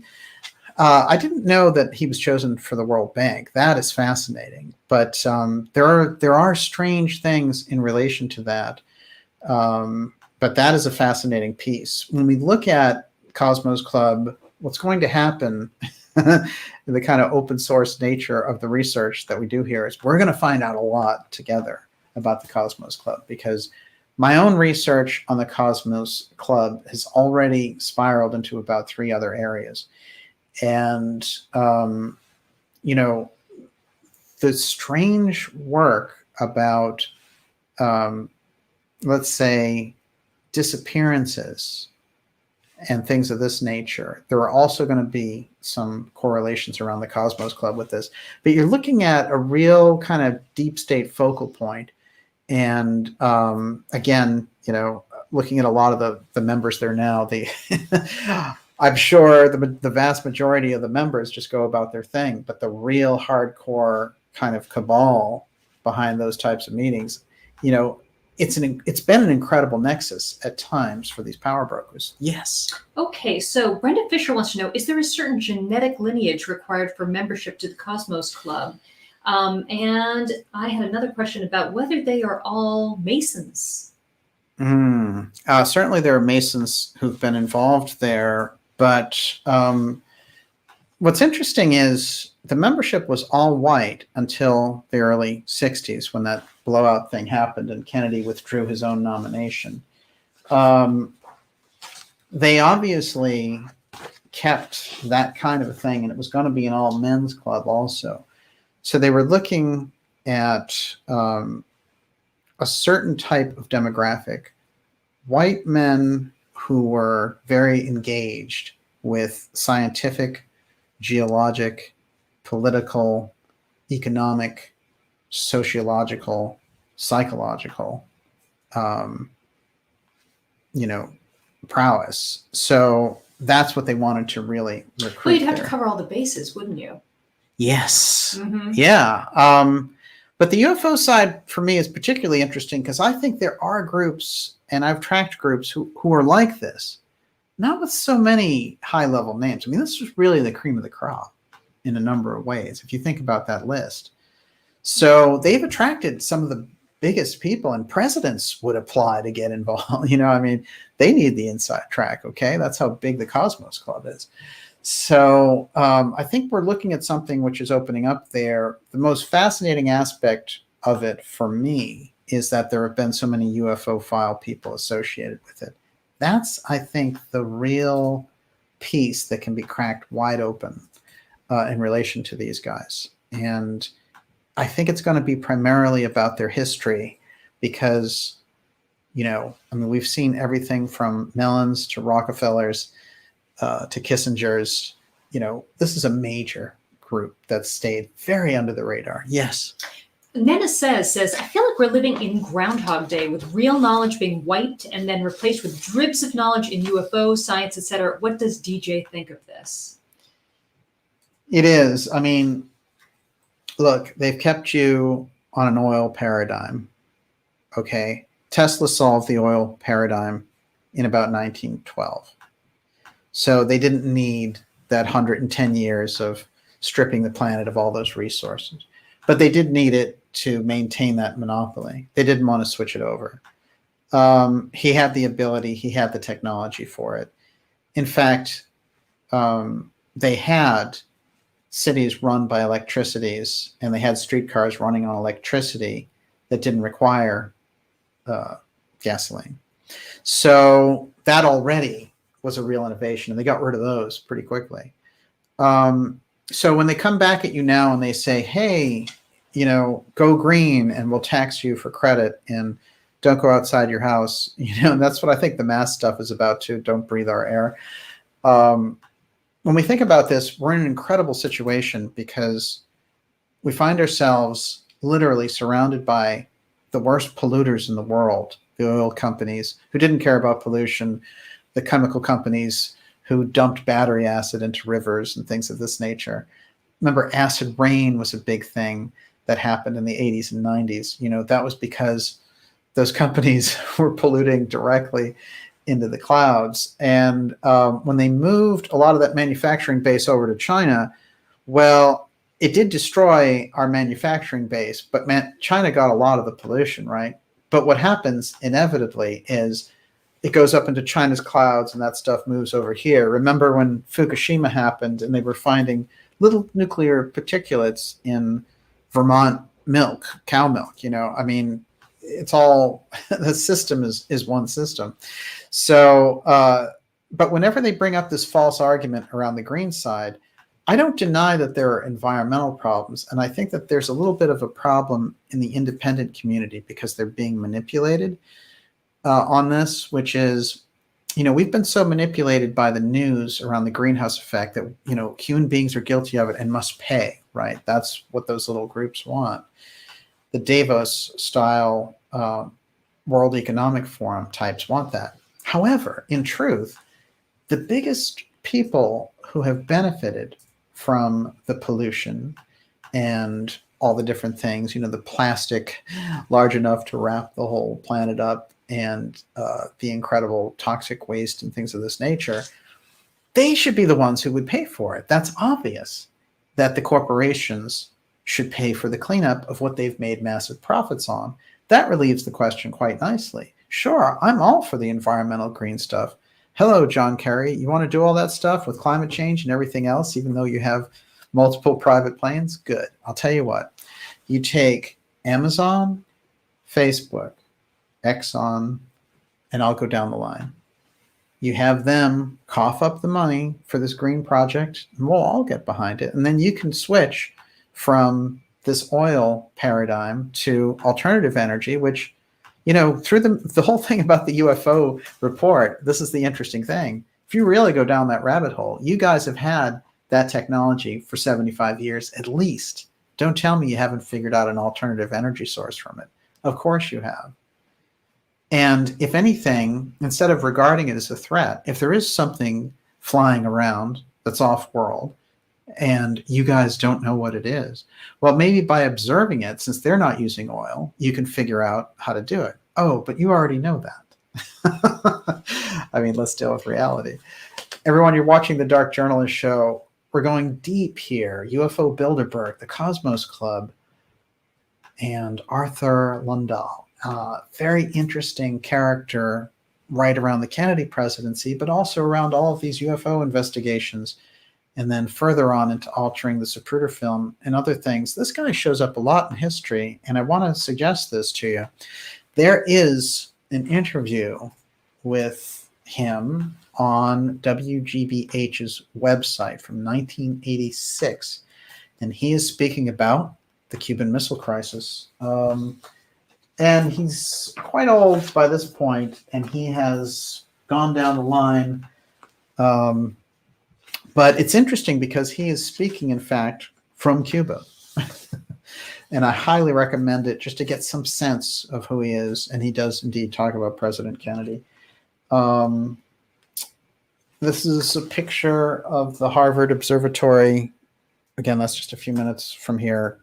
Quite an interesting place, incredible work that they do there.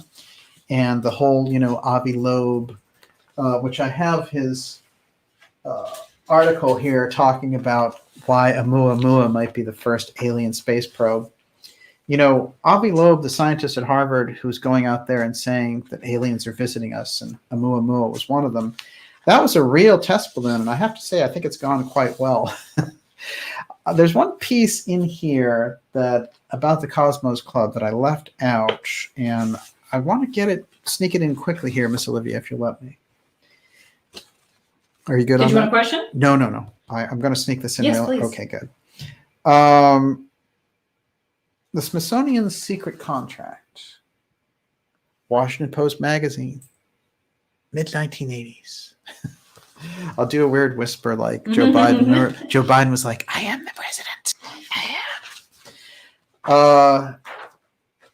The Smithsonian's defense contracts. This is how they started to understand, Leonard Carmichael, who was the head of the Smithsonian, was also active in the MKUltra program.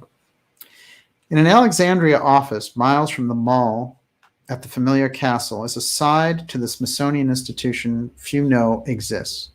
Behind a door marked Manpower Research and Advisory Services, Smithsonian Institution, works Dr. H. Wallace, Seneco. He's a Smithsonian researcher working under $190,000 a year contract. Remember, this is 1985, so that's like $1 million now. For the Office of Naval Research. His subject, psychological studies on how to enhance recruitment, reenlistment, and the quality of life in the volunteer Navy. Seneco is one of several Smithsonian researchers working with the Department of Defense over the past decade. Defense Department contracts with the Smithsonian have totaled over $10 million back then. The Smithsonian has had contracts with many government agencies with the exception of the Pacific Project. Among the dozens of contracts with the military, the Smithsonian has conducted a study of dolphins with a Navy grant and an Air Force study of the demilitarized zone. Throughout the early 1960s, the Smithsonian Astrophysical Observatory, which again was moved, as we know, a network of observatories funded in part by NASA, did work for the U.S. Air Force as part of the observatory's routine satellite tracking program. A memo in the Smithsonian archives reads, "At NORAD's request, several Soviet satellites have been tracked, and on occasion, reduced films have been sent to the U.S. Air Force." In one instance, the Smithsonian's report was declined by a foreign researcher. What happened was they started to realize that the Smithsonian was just a front for all of these different military projects, including biowarfare testing. And it became a scandal. Much defense-related work was initiated in the days when Leonard Carmichael of the Cosmos Club was the Smithsonian's secretary. 1953 to 1964, Carmichael felt deeply about issues of national interest. Smithsonian archives contain an inventory list of Carmichael's locked file cabinets. The list refers to several secret reports, including one on April 6th, 1953. This is a Washington Post article, by the way. The final report on the advisory group on psychological and unconventional warfare to the Research and Development Board. The reports were destroyed by the Defense Department in 1960. They were a major piece of the MK Ultra program. But that's my ad-libbing, that last part. But it has been shown to be true. Between 1959 and 1963, Carmichael served as the director of the Human Ecology Fund, HEF, a research board funded by the CIA, a conduit for a variety of CIA projects and part of the MK Ultra program. According to two former CIA employees who worked for the fund, Carmichael signed a secrecy agreement not to disclose its CIA funding. So what's happening here? They're taking the Smithsonian, which is supposed to be about what do dinosaur eggs look like, and all these different things, and it's become a conduit for all of this secret activity on the CIA side. Now, we know there are a lot of rumors about the Smithsonian hiding different types of ancient things like giants, proof of Atlantis, proof of advanced Egyptian technology, things of this nature. And they've always been out there, and nobody could ever get a real handle on them. This piece shows us a real scandal involving Carmichael from the Cosmos Club. We also have to remember that Carmichael was essential in getting what? He was essential in getting the observatory from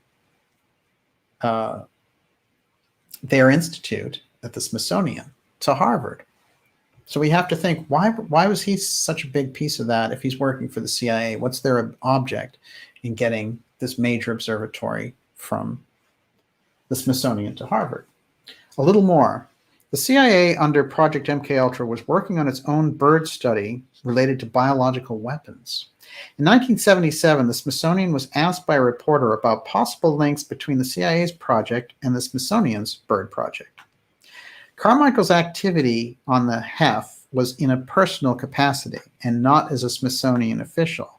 However, one letter evaluating a CIA project for HEF was written on typical Smithsonian stationery, and Carmichael's appointment book cites numerous meetings with HEF personnel at his Smithsonian office. So they're trying to maintain a kind of plausible deniability. On August 23rd, 1977, Smithsonian officials met with a CIA attorney to inquire about the Smithsonian's possible role in CIA-sponsored work. They were told that there was no official Smithsonian role, although someone associated with the institution served as a consultant to the CIA Front Organization, which passed as a research funding agency. We can see how important that person they're referring to is Carmichael. Carmichael launches himself, becomes the head of the Smithsonian, and then makes it a CIA front. These are the instructions. And so what does the Smithsonian start doing? They start doing bird studies and all that, but they're actually fronts for biological warfare testing. Can we make these birds carry some disease over a foreign country? So, we have to kind of wake up about what the CIA is about. And so I guess the long and the short of it is, when we look at this deep background as we're examining figures from the Cosmos Club, over and over again, we find the CIA corrupting what are these kind of regular institutions and using them as fronts. So when we get to the UFO file and we look at the CIA's insidious activity around the UFO file, then we're face to face again with the UFO threat, a bunch of CIA people who are fronting it. And what are they doing? They're helping to push a threat narrative in the media, because the CIA has incredible influence over the media. That influence, by the way, is not just a theory from dark journalists. That influence is well documented. And if you want to be any kind of a journalist with any gravitas in the mainstream, you have to make friends with the CIA, because they're the only ones who have agents on the ground in all these different countries where you don't know about anything that's happening. If they tell you, well, somebody just shot at a U.S. ship in the Black Sea and it was the Russians and it's off Turkey and all this stuff, you don't have any way of confirming or denying anything. But if the CIA tells you that, they can give you that information. They can make you a hero. So if you don't have a good relationship with them, then journalistically, it's very easy for them, in other words, to influence the narrative. So when we look at it that way, when we look at their history demonstrated over and over again, that difference between reporting on the CIA and the CIA itself has become more and more like this. That's where it is now. It's the same thing. So the Central Intelligence Agency now is giving you the media. And so when we get into the UFO aspect and you're talking about, UFO research and coming out with this stuff, and there's a threat out there and you need to be aware of it, and NBC News is getting on top of it. This is all in coordination with what? With the Central Intelligence Agency. It's happened before. It's been going on for decades. This is why it's so important for people who study on the UFO side to understand the deep state aspects. The history is there, and it's certainly there in the name of the Cosmos Club. Yes, Miss Olivia. David Termina, DJ. If Lundahl was deeply involved in the Corona satellite and all the intrigue involved with it, is COVID-19 coronavirus an operation directly descended from these same CIA Corona satellite programs? When you think about the things that they have done, it has to be considered. And when you think about the kind of impact that the power over that technology has had, and satellite technology in its influence on our life, if you think about it, really, since the 60s, it's really become overpowering, to the point where all of our electronic cars, self-driving cars, are going to be run by these low Earth orbit satellites. A clear idea of who is really running that show is crucial. And then, on the Corona side, everything has to be on a level of thorough investigation in the government. Instead, the government and the agencies are getting a free pass. And the people on the ground, we see people standing up to the op on the COVID side, they're sick of the oppression and all that. That's good. But we need a heck of a lot more of that. And we need the type of information that can throw this stuff off.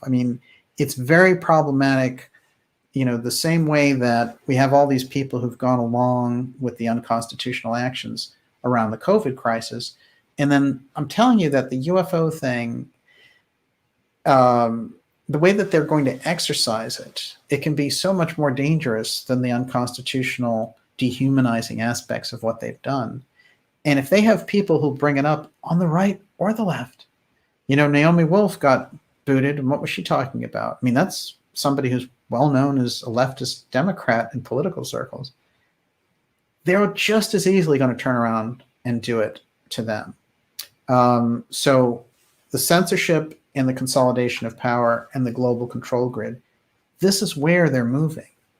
And their object has always been control from space. So it's an excellent question. Yes. Okay, so Truth Gambit. So the government is faking an alien invasion to cover for the actual Nazi invasion, which brought in the tech. Okay, but did the Nazis get it from aliens, or is it true the Germans were really advanced? Well, look, I think that's a great question, by the way. You're covering about 3 really important dots. Here's the thing. I think it's very obvious that there have been UFO crashes. I think it's undeniable, in fact. So the only question is, do we have the ability to re-engineer that technology in a way that's practical? I think we've gotten our answer at times from people who said, like Phil Corso, hey, we were able to get certain things from this, bulletproof vests and things of this nature. One of the things that Stanton Friedman told me that they got from it was the acoustic technology to make boomboxes in the 80s. I found that quite interesting, especially from Stan, again, who wasn't given to big flights of fancy on this stuff, was a really down-to-earth researcher. I miss guys like that, honestly. Him and Jim Mars, between the two of them being gone, it's tough out there. But this is an interesting question because we have 2 things going on. We have the real UFO file. We have the work of John Mack. We have all the experiencers. We have all of the sightings. It's our family history. It's, the lineages. How many people do you know have seen a UFO at this point? Some of them have, in rare cases, we have people who've had abductions and things like that.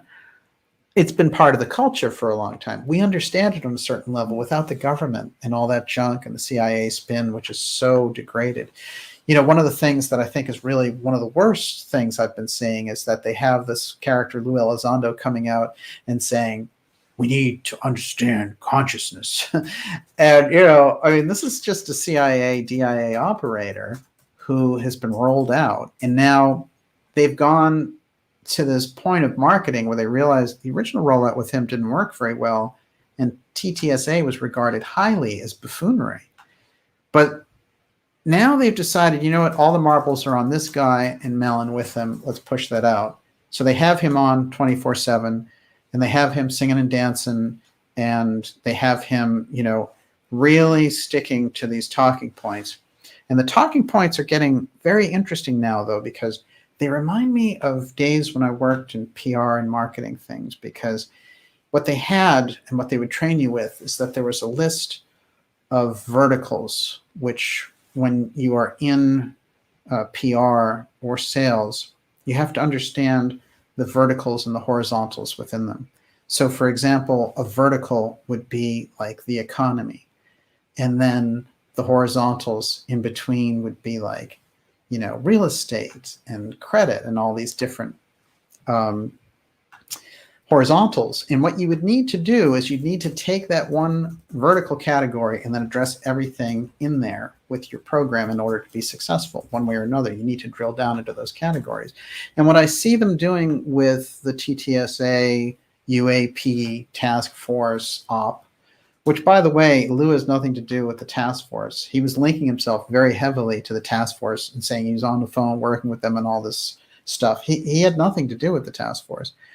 But as soon as the task force report comes out and it's a real bomb, I guarantee you the first thing out of his mouth is going to be, damn that government. We need truth out of the government, when he's working for the government.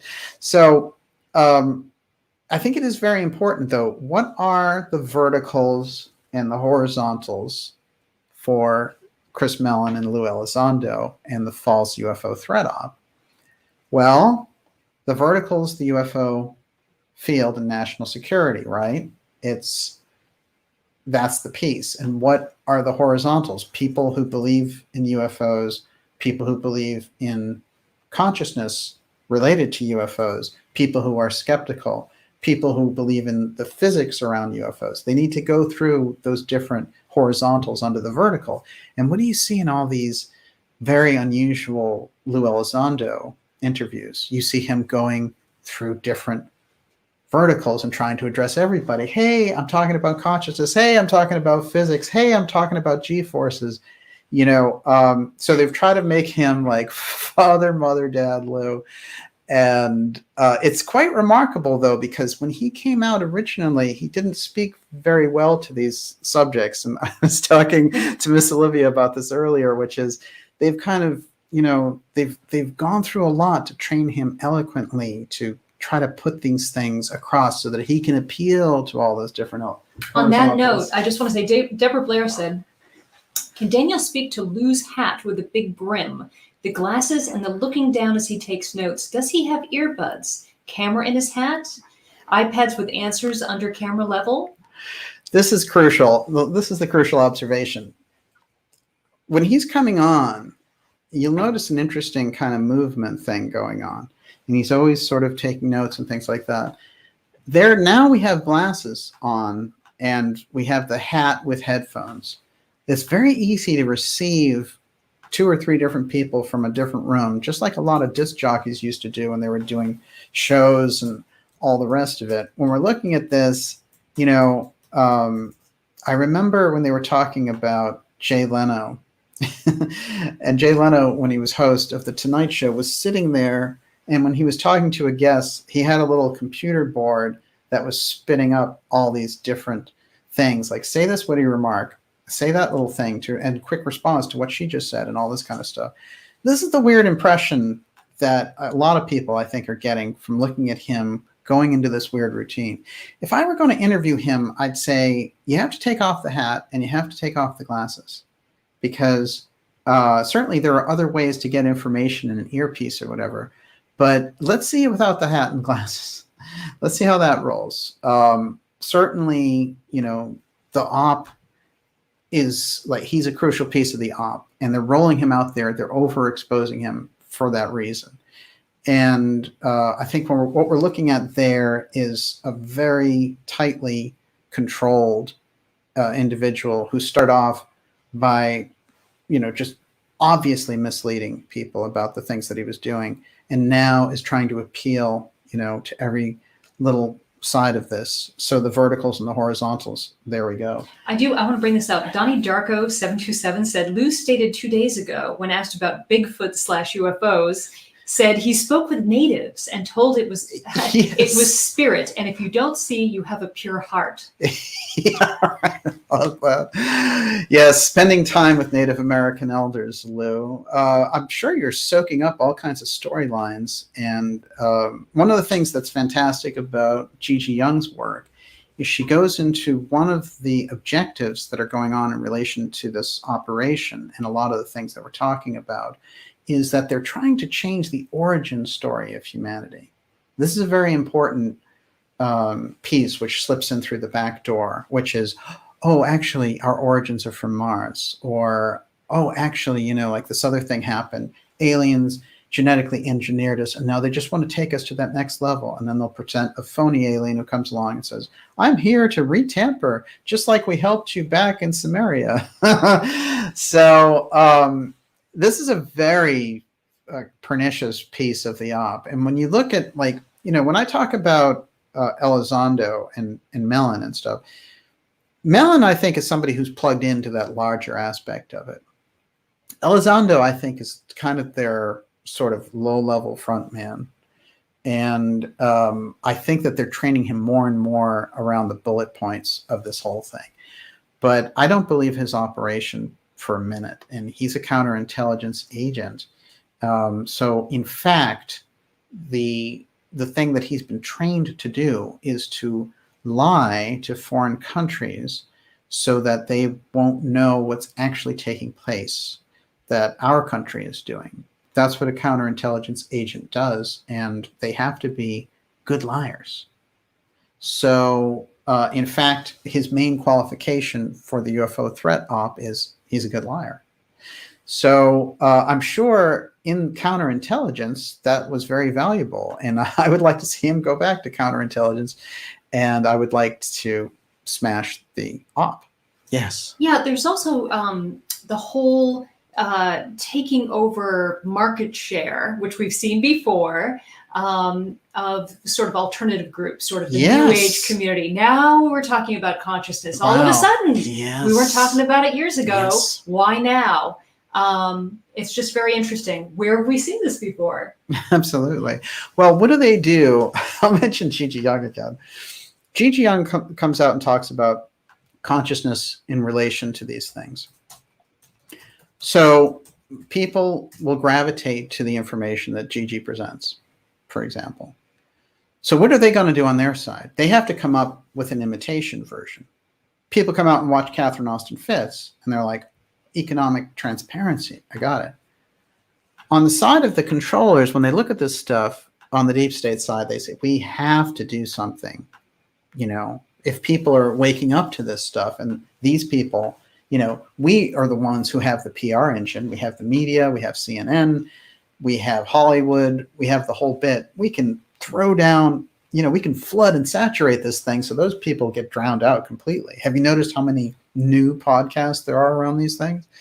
You know, how do you sort of silence, you know, and get rid of people watching, you know, the dark journalist information? Well, you put together a show for The Hill and you try to cover some of the UFO things and pretend you're getting into the deep state and things like that. You give them this super fast food version on top, and they get that and they think that they're getting the real thing. And what do? In the Google rankings and everything else, we'll delist people like Fitz. We won't even allow Fitz on the YouTube network. You know, we'll downgrade when people are looking for UFOs and consciousness. We won't show Gigi Young. We'll show Lou Elizondo, Pop-Up Lou. So this is how these things are working. Now, I mean, that takes a lot of coordination. And I'm not saying that they can be that centralized with it. But there's no doubt that on the media side, what they have done is they've decided, look, UFOs were the most popular search term in 2018. People are really into populism and all these different things. We have to imitate that stuff and co-opt their narratives and bring them back to us. So what do you have? You have Fox News and CNN doing UFO specials, because basically their ratings kind of stink without it, because things that people are genuinely interested in and that they've come and found alternative channels for. There's a guy named Brian Steckler, who is a CNN reporter. Everyone loves to hate, right? And this guy is really obnoxious. But one of the things that he was doing is he was saying, I did a video and I was talking all about these issues, and it only got 10,000 views on YouTube, and someone else who was just a YouTuber got 50,000 views. Like, there's something wrong with this, you know, this culture and all the rest. It's that that people are looking for answers outside of you and your little controlled central intelligence, you know, Bilderberg, Davos narrative. And they're starting to see through you. And these people can't help it. They have to blurt out their frustration because they see the independent alternative mind taking in there and grabbing their market share and people listening to them, and they're realizing, oh, I'm losing control. What do I need to do? I need to lock you down, make sure you stay in your house. I need to keep you from church. I need to make sure you don't get together and talk. I mean, if you really look at it, and then on the UFO side, what do I need to do? Oh, I need to give you a threat. I need to give you a UFO virus that I have a Bill Gates solution for.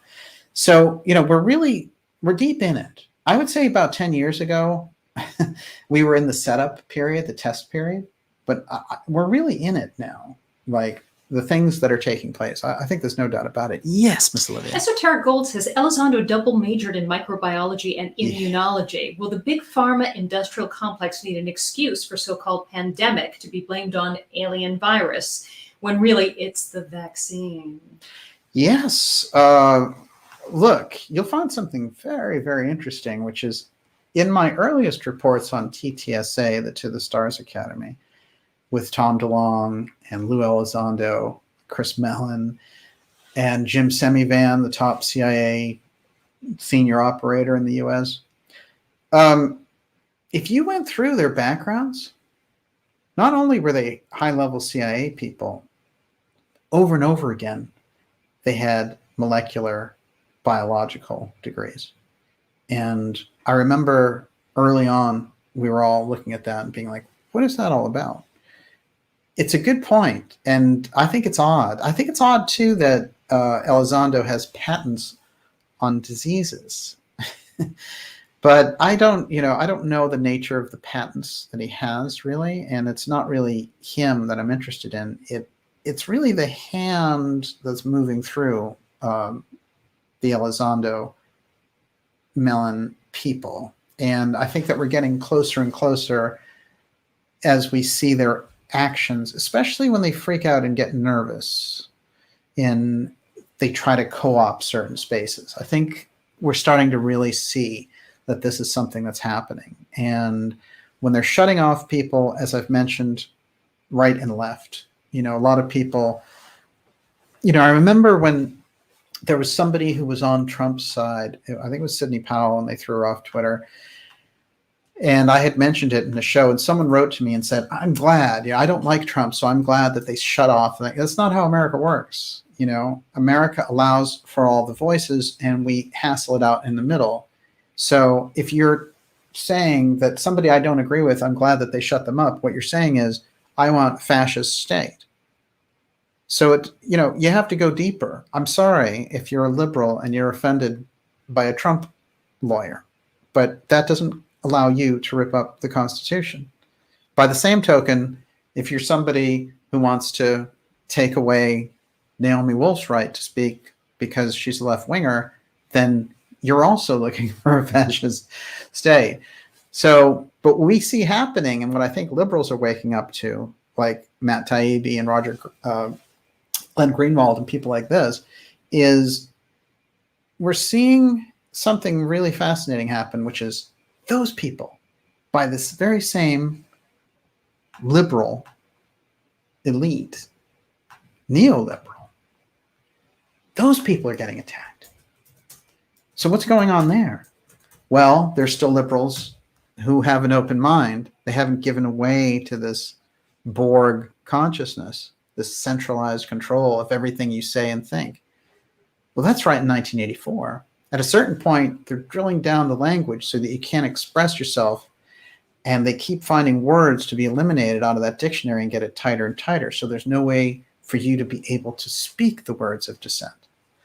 That's what we're going through. That's the thing that needs to be exposed and the thing that needs to be stopped. Yes. Actually, and it's everywhere, and it's been everywhere through human history. When you have conformity, it's human nature to want everyone around you to be alike, to think alike, because it's easier.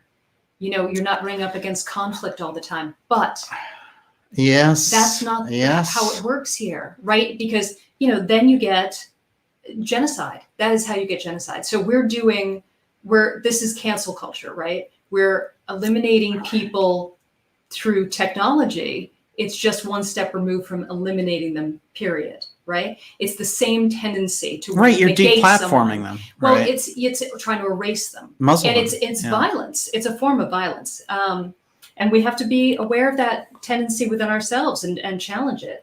And we have to be better at listening to each other and mediating, and better at conflict resolution, right? We should be taught that as children. I have a question for you. Mm-hmm. Why are they on such a tear with the censorship to the point where they don't care? Well, it's Agenda 2030. I think we know the answer to that one. Everyone, you're watching the Dark Journalist Show. We're going deep here on the censorship in society, but this is X Series episode 102, UFO Bilderberg, the Cosmos Club. How many people have we brought forward out of it so far? Just a couple, and it's pretty staggering, the things that they were involved in. The Smithsonian, the UFO file, presidential assassinations, Nelson Rockefeller, the Trilateral Commission. It's all right there in this little Washington, D.C. club, which really now makes us wonder, beyond all those connections, what are all the UFO people doing in the middle of that? Hynek, Sagan, Vannevar Bush, Lundahl. Absolutely staggering. Yes. This is interesting. Okay, so Zach Robinson says, can you please ask DJ about John McCain in relation to the Cosmos Club? I guess he was a member, and a cult fan wants to know, what was John Mac's connection or opinion on this club? Oh, I wish that Mac were here to tell us what his opinion on this was. I wonder, there might be a Lawrence Rockefeller connection. I haven't checked for him, although I think I've checked the Rockefellers pretty thoroughly. Here's the thing. I think that when we look, if we're seeing people like Kissinger, if we're seeing people like McCain, then we know we're on a deep state track, hardcore. Kissinger, Rockefeller, McCain. So you've got the real movers and shakers in there. I'm sure as we go deeper into the club, we'll discover more. But we have to remember, it's founded by a geologist. And one of the things he goes out there, you know, he goes to the Grand Canyon and stuff, and he maps out this incredible landscape. And he takes in the stars at night, and he deals with Native Americans and all the rest. And then he sets up this Cosmos Club back then. And then already by the turn of the century, he has presidents joining it. So what is it with the foundation of this club? They're using that kind of pyramid Illuminati eye thing. And I don't run down every piece of Illuminati imagery. And yet in this club, it's unusual to me. To me, there's a weird hybridization. It's almost like there's an early track of the UFO thing inside of this club. That's the thing that I keep running into. And so when the real hardcore UFO people show up as part of it, it starts to feel like there's something in the setup of this group for what it was used for. And I think it was used for these Bilderberg style UFO meetings. But I think the presence of somebody, again, like McCain is fascinating and shows the depth. I mean, this is somebody that was almost president, of course, and was a very powerful senator for decades. And a real neocon. So, you know, I think it gives us some idea of the makeup of this group. I'm not seeing a lot of like peace activists, for example. And yet some incredible artwork by John Singer Sargent, for example, in this place. Just remarkable layouts. One of my favorite artists. Yes. Oh, my God. By the way, it was McCain's father. Oh, it was McCain's father who was in it. Mm-hmm. Yes. Just wanted to correct that. Oh, good. You know, that's interesting, too, because there's a big Navy connection in relation to this. There is good old Menzel, who offered Kennedy his services on the UFO file and was playing a double role, remember, because he was also debunking them publicly, and behind the scenes, he was on the MJ-12 committees. But Menzel also was interesting in this way, in that he tried to make sure that Sagan got kicked out of the Cosmos Club. And his own book on flying saucers is utter bilge, those flying saucers. Is that what he called them? Yep. Wow. Utter bilge. I think we're getting a handle on this. This fantastic picture was posted without my prompting by the LBJ library. And it is the only picture of LBJ with Vannevar Bush, who was the head of the UFO file. And that's LBJ. Remember, when LBJ was a senator, they called him Senator NASA. And so the idea that the aerospace wing assassinated President Kennedy and installed Senator NASA makes a lot of sense. But Van Bush, there he is. And remember, who was his star pupil? Was John Trump. That was his protege. He was the one who recommended John Trump be the one they send in to research Tesla's papers. John Trump knew everything there was to know about the UFO file, being Vannevar Bush's protege. It helps us understand some of the fury around Trump. If they thought, this guy not only is obnoxious and wants to go after China, which is a big piece of how we're going to consolidate a one world government, He also knows a lot about the UFO file. As a matter of fact, his uncle was the prodigy of the man in charge of the UFO file for 2 decades. So that would make them lose their stuff and, just be crazy to get this guy out no matter what. And regardless of what you think of Trump, the response against him by the establishment is something. I've been watching politics for years. I've never seen anything like it. The hatred for George W. Bush was nothing. It was a cakewalk.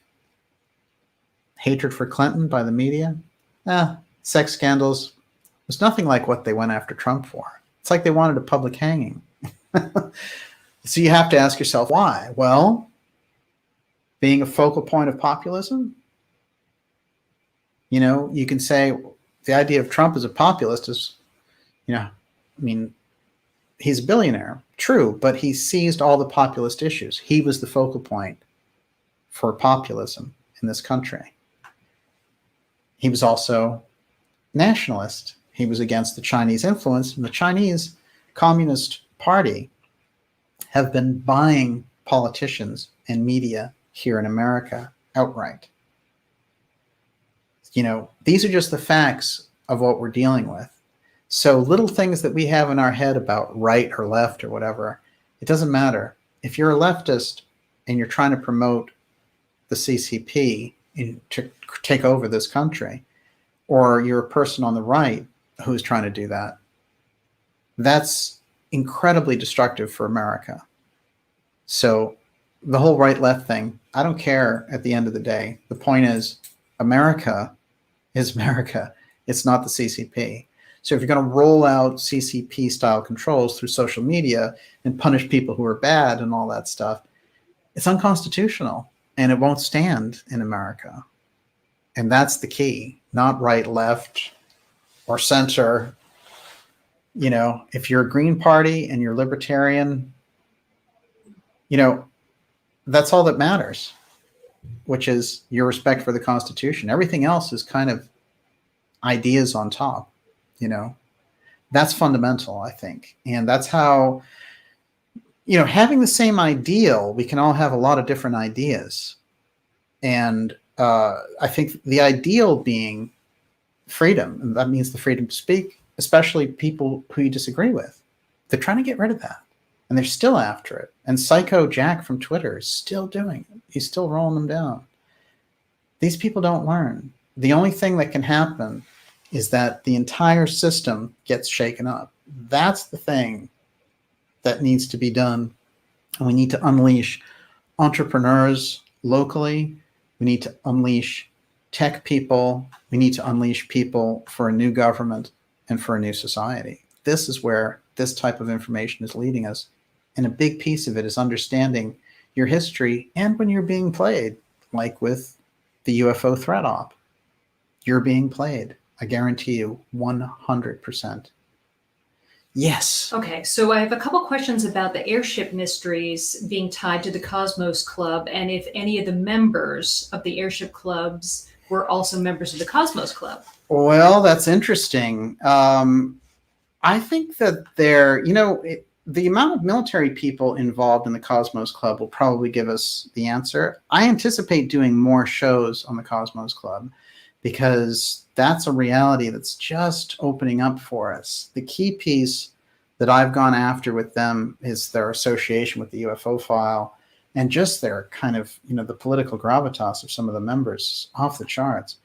But I know that there's a lot more to discover with them. Yes. So Michael Golpe wants to know, so any connection with Cosmos and Granddaddy Trump? I think he's talking about John Trump, probably. John Trump or and any the of the Cosmos Trumps Club. in the Cosmos Club. Any sight of them? I haven't, but here's the thing. As much as I have lists of who is in that club, technically, they say we don't release our lists of members. So people have gotten the lists of members through other means, and then the Cosmos Club has had to cough up to it. But I think a thorough examination of that member roster is very much in order. And it might reveal, I would be surprised if somebody like John Trump wasn't at least around it, because it seems like aside from the secret work that they're doing, just for your social register, you would need to punch the clock and try to be a part of it. Remember, you can't join the club. You have to be sponsored. So Vannevar Bush certainly would have been in a position to sponsor our boy, John Trump. No question about it. I'd like you to address this. Jack says, finally, DJ, thank you. There's nothing to save here from political system, economy, and et cetera. Burn it and build a new one better. The Constitution rocks. And, I think we can stick with that. No, absolutely. I'm not a burn it down person. I'm not. Look, the foundation is there. The spirit of America is there. It's enshrined in the Constitution. And the voices that have lifted the country up, from JFK, Thomas Jefferson, Abraham Lincoln, they have given us a standard. And, humanity has fallen short on a variety of things, but there's so much to save and to grow with the American ideal, which again is founded as the new Atlantis. It is, in fact, by the mystery schools, the new frontier. And there are warnings in mystery school literature like Anthroposophy and the Casey readings about the possibility that America would fail and then a strange form of leadership would rise out of the East. Mm. And I think of that as transhumanism, if America fails to push back the dangerous tide. And I mean, this is with the idea of America as kind of the leader of the world in some ways. Each country, I think, could look at this individually, just using America because I'm here. But certainly America being the dominant culture and China on the rise. The problem with China is the people are incredible, but the government is incredibly regressive and controlling because that's what they've gotten away with. They never had an American Revolution. They had Chairman Mao killing farmers. That's where they get their government from. So what we're looking at there is incredible potential, but a regressive government. And if their regressive government is lining up with our regressive corporate overlords, and they're going back to this kind of Davos Bilderberg thing in Europe, that is a very, very bad set of circumstances for humanity. The more that's exposed, the more the CCP is thrown out. If America thrives and if America gets rid of this influence, it'll also send shockwaves through China. And China may become a bastion of constitutional liberty. It's possible. It's certainly possible. I don't believe, I think the centralized control state is a thing. It's a relic of the past, and that they realize that they have to hang on to it because in many ways we've awakened to our own potentiality. Enough of this information has come out. So the question is, how do we rise to the challenge? They'll use anything that they can to keep us bottled up. Yes, Ms. Neil Lydia. Hart says, I will never forget the many visits to the Cosmos Club with my dad. Yes. As a 13-year-old, I was a bit bewildered why my mom had to remain outside in an area regulated for the women. Wow, Nonetheless, yes. the conversations I overheard were fascinating. Want to reach out to us? Wow, yes. Will you please send your information to dj@darkjournalist.com. I would love to speak to you about it. That's interesting what he's saying about the separation of the women. I mentioned it, but also I've heard about this. Now, there might be an occult reason, a secret society reason for this behavior as well. It might not just be, it's a kind of a patriarchal move, it's a chauvinist thing. There might be some deeper occult principle they're exercising with that. And that, I think, is very interesting. To have heard it and seen it firsthand, I think is remarkable.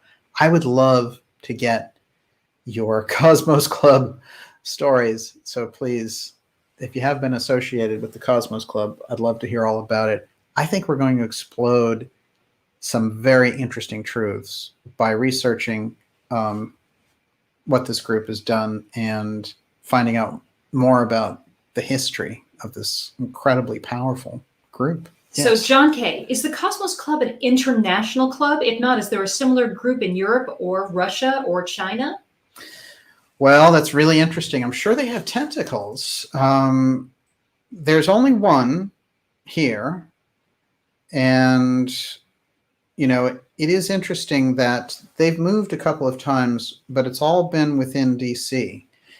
And they used to be in something called the Townsend House. And I think some of that history is interesting as well. They say it was originally that John Wesley Powell was giving these lectures. He was calling it the Cosmos Club even when he had barely no members. So he was definitely a link to something. Everything that he was doing, including his vast survey of America and the things that he's well remembered for, it seems like it's not clear who was sponsoring him. As a matter of fact, his main claim to fame, the Grand Canyon, you know, that whole expedition and everything, appears to have not been sponsored by the government at all. So there's something missing in his story as well, which I think is really fascinating. And obviously, for whatever else he was very brave to go out and do the kind of exploring that he was doing. There's no question about it. How on earth did this one explorer get all of the most powerful political, scientific, medical, psychological minds working in his club? It begs the question. Yes, Ms. So I have a lot of people wanting you to comment on Dr. Farrell's report yesterday about the Chinese intelligence agent defecting to the U.S. Yeah. And what do you make of all of it? I think it's really early to tell anything about it. I liked Farrell's report on it. I think he got the real details going. Here's the interesting thing about all that, in my opinion. I think that China, the Biden administration is very identified with the CCP. They have links that go through Biden's associates, his son. Many of the Democratic Party are being controlled by the CCP, and of course some Republicans as well. The thing is, though, I will say this, that we have to look at this. This could be, you know, like a phony, hey, Biden is tough on China. Don't you get it? He's not a puppet of the CCP. And so we might get some information where, you know, we hear about all these bad things about China. And so Biden gets to act like he's a real anti-Chinese guy because they know that people in America don't want to be a pawn of the Chinese Communist Party. So I think that there could be some dressing up going on here. And I think the thing that they realize they need to do, you know, just like Biden talks about made in America, well, that's Trump. You know, they need to reinvent him as Joe Trump because Trump had that core popularity for being America first and not allowing us to become a satellite of the Chinese. So I think that there's imitation going on here, a lot of stagecraft. And, you know, if Biden gives many more press conferences like he did the other day, I don't know. I mean, I think maybe everyone is going to have to agree the cognitive decline is really crept in. It was one of the most embarrassing things seeing him go overseas and get things wrong and stumble around and shuffle around. He's just not up for the job. And it's not a good thing to see. And I take no pleasure in it. But what I can say is that I think, you know, the Biden administration is very dangerous primarily for its domestic terrorism bill, where they're trying to say that they can take things that you tweet and keep you on an enemies list and share that list with the FBI and the Department of Homeland Security, which has grown to 240,000 employees. Department of Homeland Security didn't even exist before 9/11. Now they have 250,000 employees. I mean, what's happening?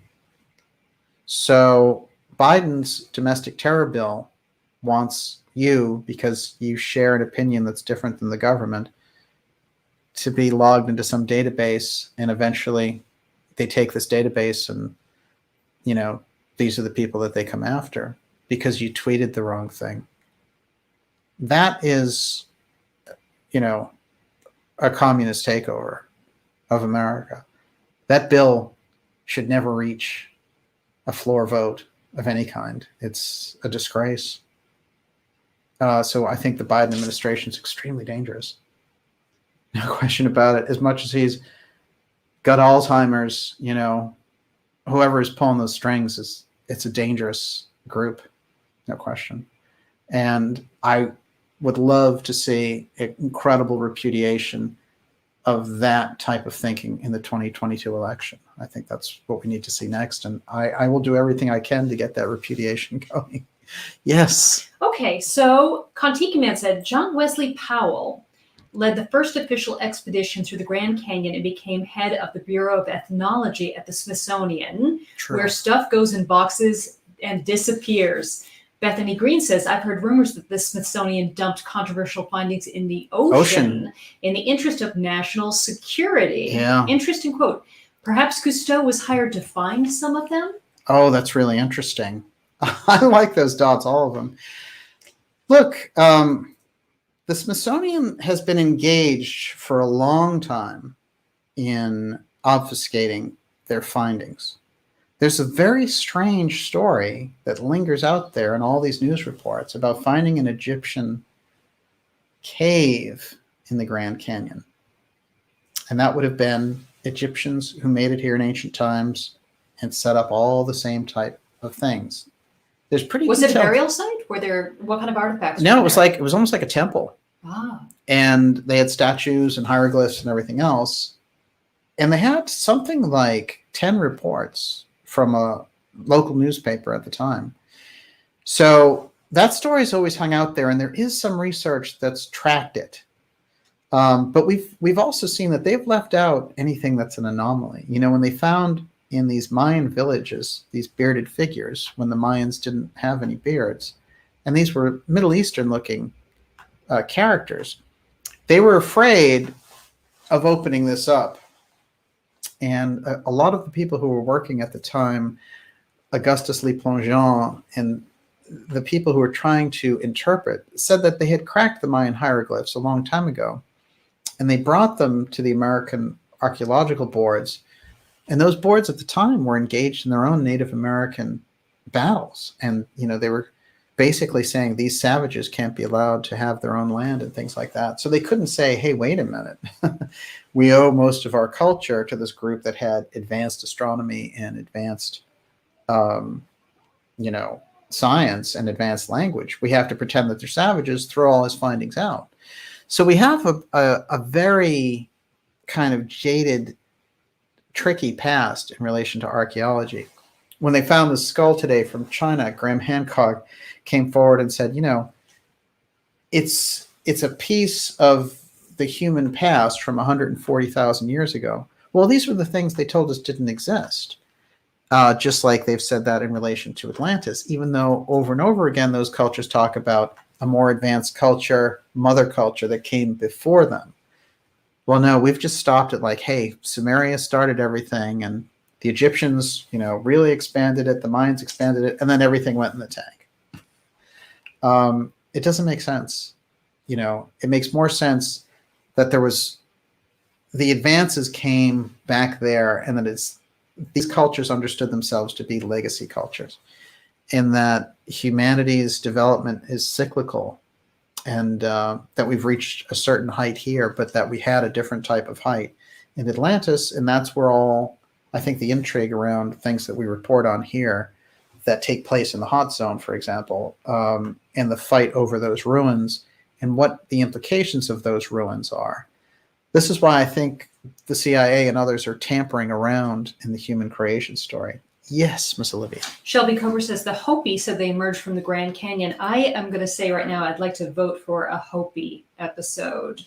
Yes. Oh my God. That would be incredible. And Absolutely. I wanted to make sure I fit this in just because it fascinated me. Yeah. Gary Christensen said, I was invited and went to the Hopi Indian snake dance in 1972 on Second Mesa, Arizona. It hadn't rained in a long time. The next day, it poured. There's a technology there that we don't understand. Wow.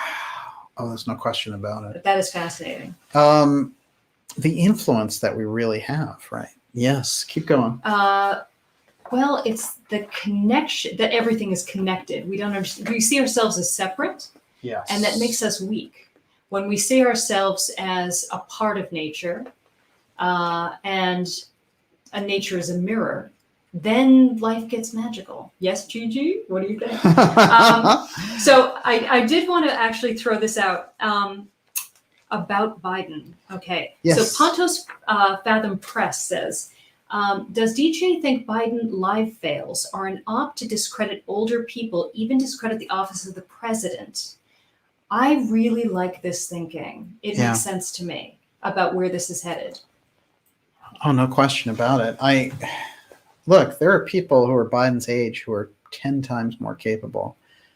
I know people in their 80s. I've spoken to people. I mean, Professor Scott's in his 90s. He's way more cognizant than Biden is. Biden had a brain operation some 15, 20 years ago. And, so I think there's further things going on. I do think that the concern of the forces behind, the deep state forces are trying to limit the power of the presidency dramatically. And I think that they want a weak president because in Soviet Russia, which is the same type of game that they're playing, they would have a party and then they would have like a really stumbling around older leader who didn't really know much, like Chernenko or any of these guys, and the party behind them would control things, And that whole Brezhnev era in the later years was kind of like that. And I think in our country, we have not had a situation like this in America with somebody like this.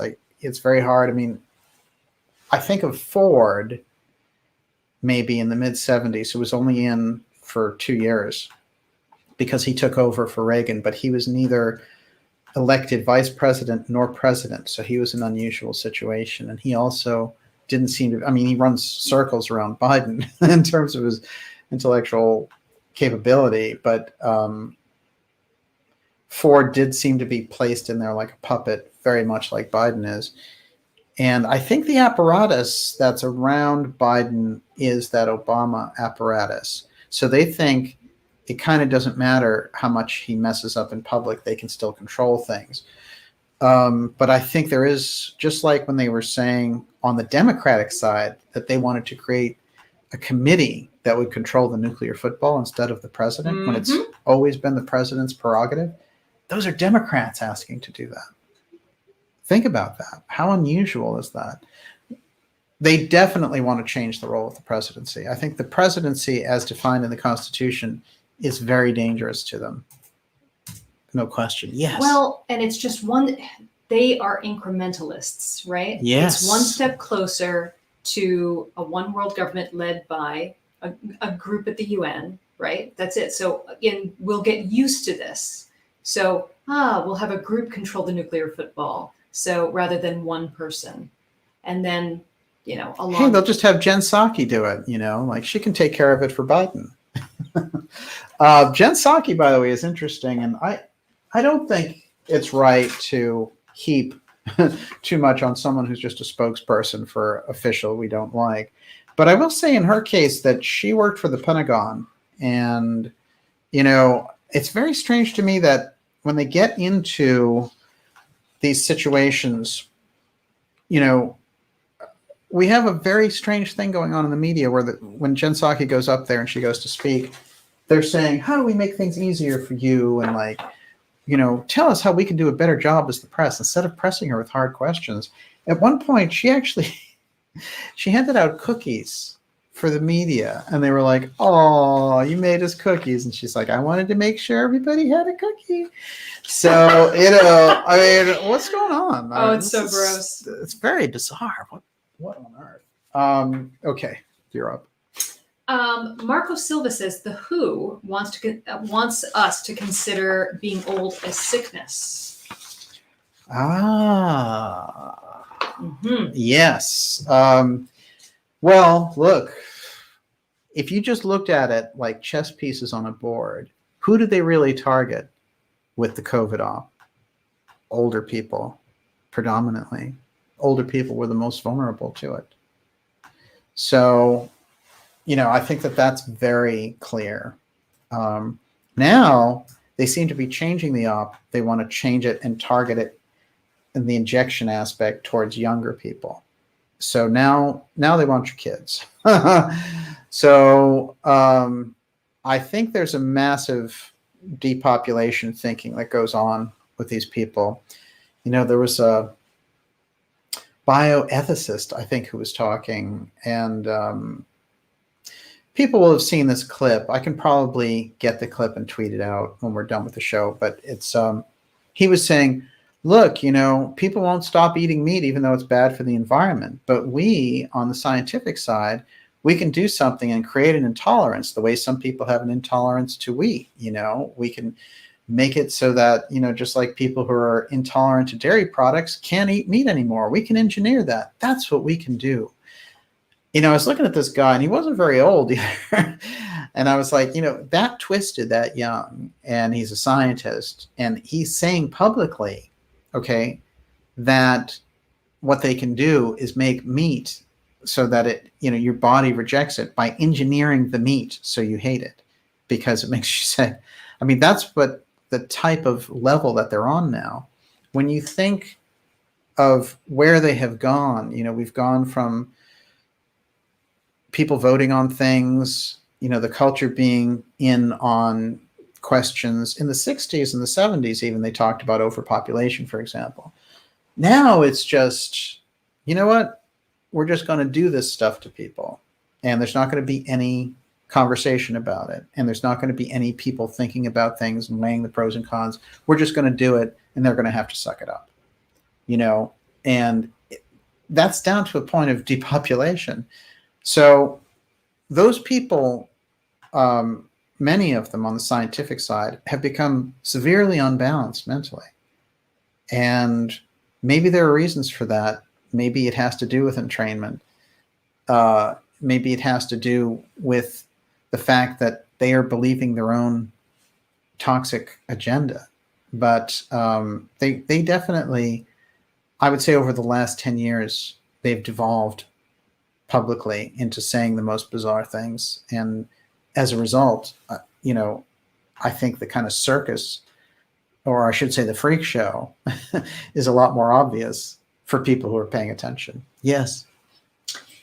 This is harsh. Scarlet Fire says, is DJ aware that Congress is voting to allow human 2-week-old embryos to be DNA spliced with other animals? Well, they've been doing this. There's so many tricky issues here because what they've done is they've made the whole abortion aspect into a business. So you had a social question before, and now they've gone into this other thing where they are, you had a social religious question before, and the society could work it out one way or the other. Now what they've done is they're harvesting human DNA and human organs and things. So we have to kind of step up as a society and say, here's a red line. Here's what you can't do. You can't clone human beings or merge them with animals. And it has to be that, the punishment for doing that. For example, they might say, well, China will just do it anyway. Well, good. If China does it, then no more trade with China ever. And, complete relations breakdown. That would get them to stop doing it because they depend on us to make all that money. So, what you would do is you'd call councils together and you get people like Russia and England and all these other countries together, and you'd say, look, let's have one central rule about not cloning human beings or mixing them with animal embryos. Instead, it's just a free-for-all where the scientists and the corporate controllers are taking over there. So how do you stop it? Definitely with a bill like that, when these things come up, the people let their voices be heard. I think when we get right down to it, if these things are explained to an average voter, to an average person, they will be rejected soundly. Yes, because the people aren't sick. Those who are controlling the culture are sicker than the people that they're trying to control. Every culture has its own issues or whatever. But we as a culture, like the people who are on top right now, that the leadership's upside down, we have some of the most unethical people on the planet in control of things. And we need to reverse that process by having good leadership. And that good leadership needs good support on the ground. So, there comes a point where we have to stop and say things have gone too far. And I think the Biden bill, where he's trying to outlaw people who think differently than the Democrats do, the domestic terror bill, is going to be where the swords cross, because legislatively, because what you're seeing is, the targeting of people based on their political preferences. And that's entirely un-American. So that's a real, just like this thing that you're talking about, there are these red lines that are appearing. And that's where I think you will get a real split in, what people are doing. But again, when we look at this, who's really behind it? What are their goals? What are they doing with it? Who is behind it? And how do you get politicians to support it? These are the questions. Yes. Well, Catherine thinks it's control files. Yes. It's the J. Edgar Hoover Is that what you think? proven method. I think it's a combination of incentives. It's the carrot and the stick, right? And we've talked about this before. There's a famous scene in the incredible book by Jim Garrison, On the Trail of the Assassins, where he's the New Orleans DA who pressed the John F. Kennedy case. And someone contacts him from Colorado who is in the oil business and wants to help him with this investigation. And they have a scene of this, but it's on the DVD for the movie JFK, which was based on Garrison's book On the Trail of the Assassins. And it's Mr. Miller. And when Mr. Miller comes in, he talks with Garrison a little bit, and Garrison tries to talk about the assassination. And Mr. Miller keeps changing the subject. And he says, you don't belong on this street with all these Mickey Mouse bail bond companies. You need to be in a position where you can have impact. He goes, I propose that you accept a federal judgeship. And I think that we can expedite this process. And Garrison says, oh yeah, what would I have to do? And he says, you'd have to give up your investigation. It's been a magnificent effort, but it's all over. It's over and done. It's over and done. This is how it works. And then Garrison says, I have no interest in that or whatever. And Mr. Miller just stares at him and leaves. So now here comes the carrot. Oh, you were given the carrot. Here comes the stick. So this is what comes next, boss. So this is where we're at. I think there's a lot of Mr. Miller action behind the scenes. Yes. Okay, Hugh, Man 2.0. I think Eisenhower's last public broadcast warning about the unwarranted influence of the military-industrial complex and its power should be viewed in direct relation to the UFO fake aliens issue. What say you, Nice. DJ? No question. What he should have said was, we need to guard against the military-industrial UFO secret complex. That's what you're saying. There's no question. Eisenhower was aware of it. He passed it to Kennedy. Kennedy could not believe the types of powers that the CIA had when he got into office. He was a very informed guy. And you know, he'd been in naval intelligence during World War II. In 1946, he was elected to Congress. In 52, he became a senator. But still, when he reached the presidency and he realized what the CIA was capable of without oversight, he couldn't believe it. And Eisenhower basically sat him down and said, "We got to rein in this stuff, especially like around the UFO piece." And one of the things that Eisenhower was said to have done, and the whistleblower on this was pretty solid, was that the CIA, he had foolishly delegated the responsibility of the UFO file to the CIA. And at a certain point, they said, "It's too secret for us to talk about with you. It's on a need-to-know basis." And so he warned them that he would take an Army division and raid Area 51 and take the power back if they didn't come in and brief him the next day on what was going on with it. That is supposedly where Project Blue Book, CIA Project Blue Book, started. And it was Vice President Nixon who was the head of that. Because the idea was the CIA can't control it. We need a liaison to the White House. Eisenhower was saying, take Nixon to do it. This is why Nixon knew so much about the UFO file. But the CIA wanted the whole thing for themselves. They wanted to be the controllers, just like with the continuity of government program. They want to control things and just have the public face of the government be like, here's a president and all this stuff. So we have to remember the situation that we found ourselves in over and over again. You have a public, overt government that we understand, where there are checks and balances, and there's a whole judicial process, and in the society we understand it. But there's a covert government, and that is the underground government that they created with continuity of government programs. That apparatus has got out of hand. It got out of hand back then as well. They were fighting with it back then. So Kennedy's battle with it, 1963. Okay, you're 57 years later. Which side do you think has won or has been winning? There's no question that the covert side has had the upper hand through things like 9/11, Iran-Contra, the 2008 financial coup d'etat, the COVID on and on we go. The one world government, corporate zones, North America free zone, all of these different things. These are hallmarks of that covert government operating outside of any constitutional authority.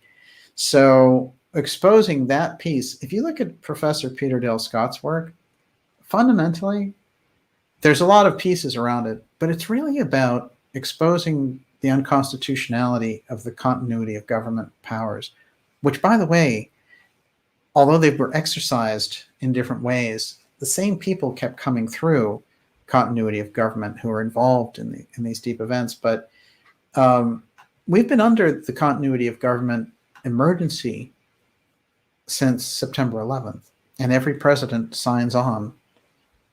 Biden, Trump, Obama, Bush, ever since. So that's the first thing. You get somebody in there, they end the September 11th emergency. That's a real change in our government structure. But until then, it gives the covert government the advantage over the overt government. And by the way, they've had it off and on for a long time. So Professor Scott calls the JFK assassination the first deep state attack on the White House. So think about that. Ever since then, 57 years of the deep state trying to maintain the control. And one of the things I noticed in my more recent conversations with Professor Scott is he talks about the underworld and the overworld. And here we are again talking covert, overt, covert, the two together. This is really the heart of the matter. Now, Professor Scott doesn't talk, he's not interested in the UFO file or anything like that. But I can see that the extension of this thinking is the continuity of government stuff relates directly to the UFO file because it's that secrecy wall. And just like they would use a 9/11 style situation to consolidate power, by the same token, they would use the UFO threat to do the same thing. So therefore, extrapolating out of that deep state research into the UFO research is actually a very natural maneuver. And I think it helps us understand the world that we're in a lot better, especially with things like the UAP task force and Marco Rubio, Divio Rubio. Everyone, you're watching the Dark Journalist Show. We have been going deep on the Cosmos Club and your great questions and the ideas from tonight. We're going to take a couple more and then sign off from X-Series episode 102 on this very balmy Friday here in Cambridge. And I have to say the questions have been hot and heavy there in the ideas room. What you got? Grandma Tippy Toe says, sometimes it feels like we are all doomed. I can't remember the exact quote, but what did Kennedy say about problems being made by humans and therefore can be solved by humans? You said it. Was nicely done. I understand that. I understand exactly what you're saying, because sometimes it feels like, we're becoming experts on the destruction that they have planned. And yet, I think we must be aware that we become stronger by confronting the darker things. What does a dark journalist do? What's the point behind being a dark journalist? Well, it's interesting because I found that there were questions for things over and over that you couldn't answer without talking about assassinations, secrecy, organized crime, drug running. They were all pretty dark subjects. They're dark subject matters, but you couldn't get any transparency without them. You have to confront them. Now, there's definitely trepidation involved with confronting things like that in our day-to-day lives to say, well, I'm going to be aware of this whole thing. But there's a great freedom that comes with it also, because you see it for what it really is, and then you also choose to face it and move beyond it. So that's certainly, if we, for example, after all the things that they've pulled just since last year, if we overcome this and expose their system, and if those social controllers are knocked over, you have to remember there's a principle, which is things are top heavy, right? What happens to something that's top heavy? It tends to tumble over. That's nature. They can't control those types of things. As much power and transhumanist thinking that they have, at the end of the day, they are human beings, maybe in communication with supernatural entities. But if we become more aware of what they're doing, I mentioned this. Actually, I mentioned this to you a couple of days ago. This process of kind of entrainment and things that they've been doing and the subliminal stuff, they've had the subliminal technology for a long time. But that subliminal stuff that they were using, say, in the 80s, they still, they wanted to harvest the public, but they still needed the public. They wanted the public to join their society. They were still trying to build that public, in America in particular. But once the Soviet Union fell, that process turned and they started to consolidate and want to harvest. So we became the enemy, in a sense, the citizens themselves.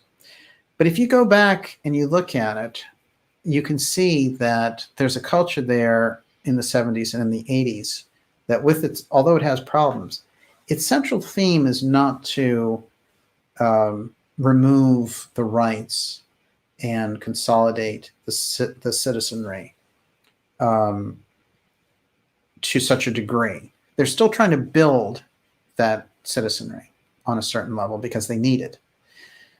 So we can see that that central apparatus can be trained to build societies. It can be directed back to a real purpose. President Kennedy faced up against people who wanted to go fight nuclear wars, and his answer was, let's have peace. What kind of a peace are we seeking? Let's go to the moon together. That's a pretty big jump. He's saying, we're going to share information across the board. I'm going to share the UFO file with you, although you're my enemy. That's daring. And so he was doing it in the face of those challenges where they literally felt these people were going to, on different sides of the earth, press buttons and eliminate culture altogether. So we have faced those dark moments, and those great personalities have made it, made us get through. So I think it's crucial for us to remember that. That's my kind of long answer to Grandma Tippy-Toes question. But I think it's important when we get down to realize, yes, those people went through Hitler and Kennedy went through the missile crisis, and we have seen these things.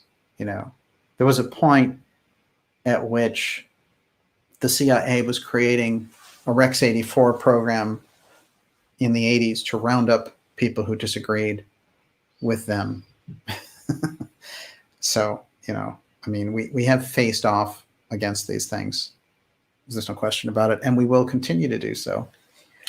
Gigi Yen actually addressed this in the Ideas Room. What did she say? She said, "This is our initiation. A new Earth can be born from the solutions we build by confronting this." Absolutely.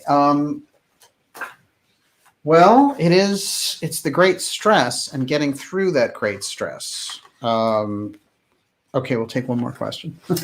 I'll just go straight for it. Jack says, do we expect alien invasion, Project Bluebeam, within 18 months? I don't know why 18 months, but let's get down to brass tacks. They are laying the groundwork for an alien invasion op, and they're doing it through the media.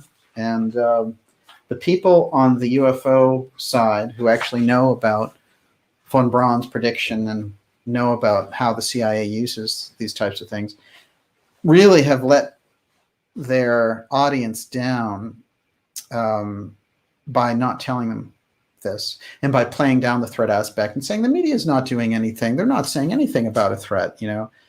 I mentioned Knapp earlier. Leslie Kean is part of this, and there's a lot there with Leslie Kean that, there are problems here. Also, it's weird that they don't mention Bud Hopkins in relation to Leslie Kean. I know.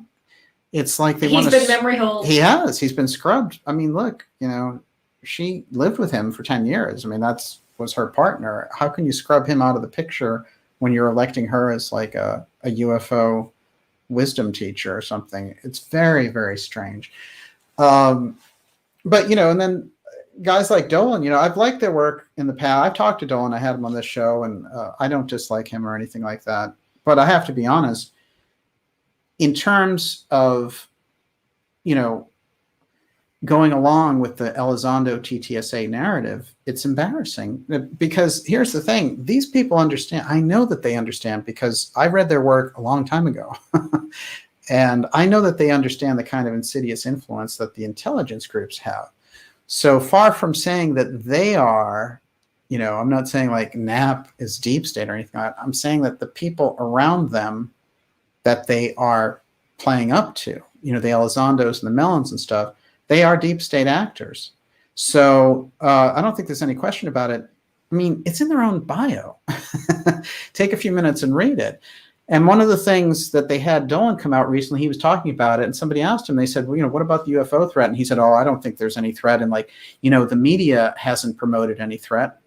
Well, I'm sorry, I could spend the next 3 hours pulling out media articles where the media uses a UFO threat. So I don't know. Maybe you're not getting internet in Rochester, New York, but it's not working as a line. That's completely false. They've been promoting a threat nonstop. And so, Dolan's either misinformed or is intentionally playing it down. And the same thing with Knapp and other people. What I think is interesting is that he can't even say, I think it would be prudent, right, to be aware, right, of any kind of knowing the history, knowing Bluebeam. He just says I see no evidence yet, basically. So what, you're going to wait for it to happen and then after the fact go, yeah. I mean, at a certain point, look, I always say this in relation to researchers, right? Everyone's going to do their own research. And by and large, I like to kind of pay attention to the research I'm doing. And I hope, for other people to do good research that I can learn from, right? So it has nothing to do with anyone in particular.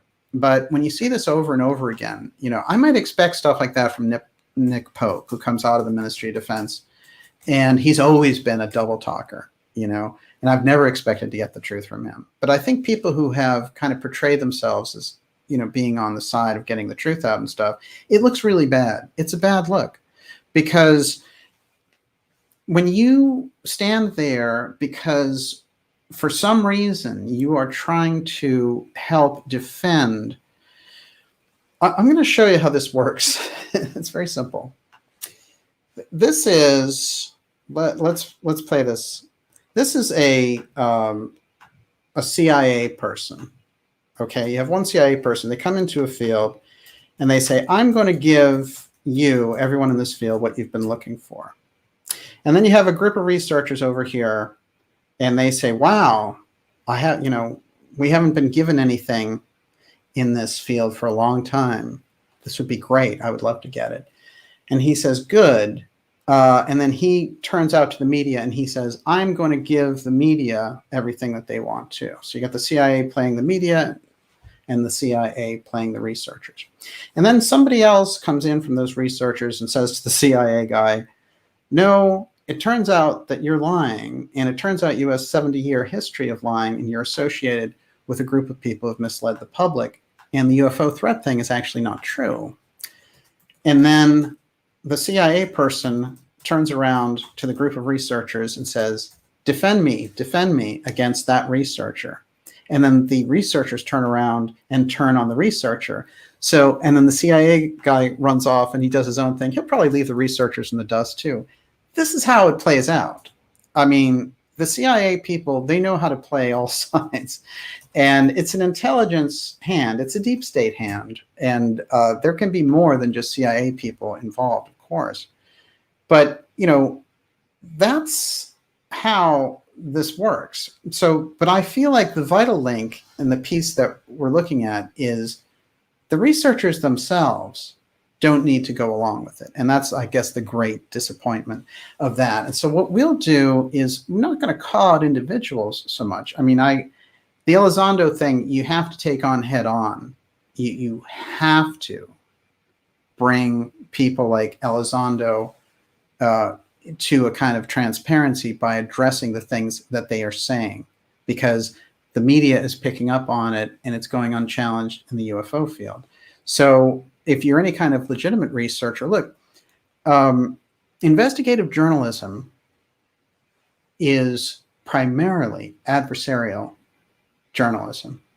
It has to be.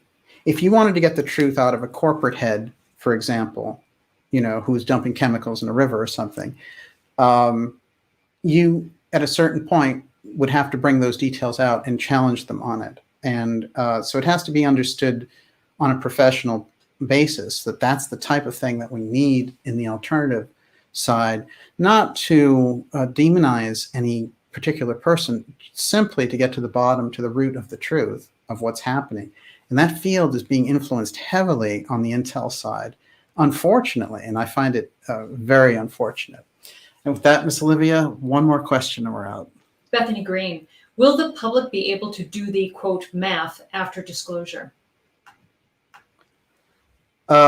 If we get the message out right, you have a lot of great people. Now, look, you've got Dr. Joseph Farrell.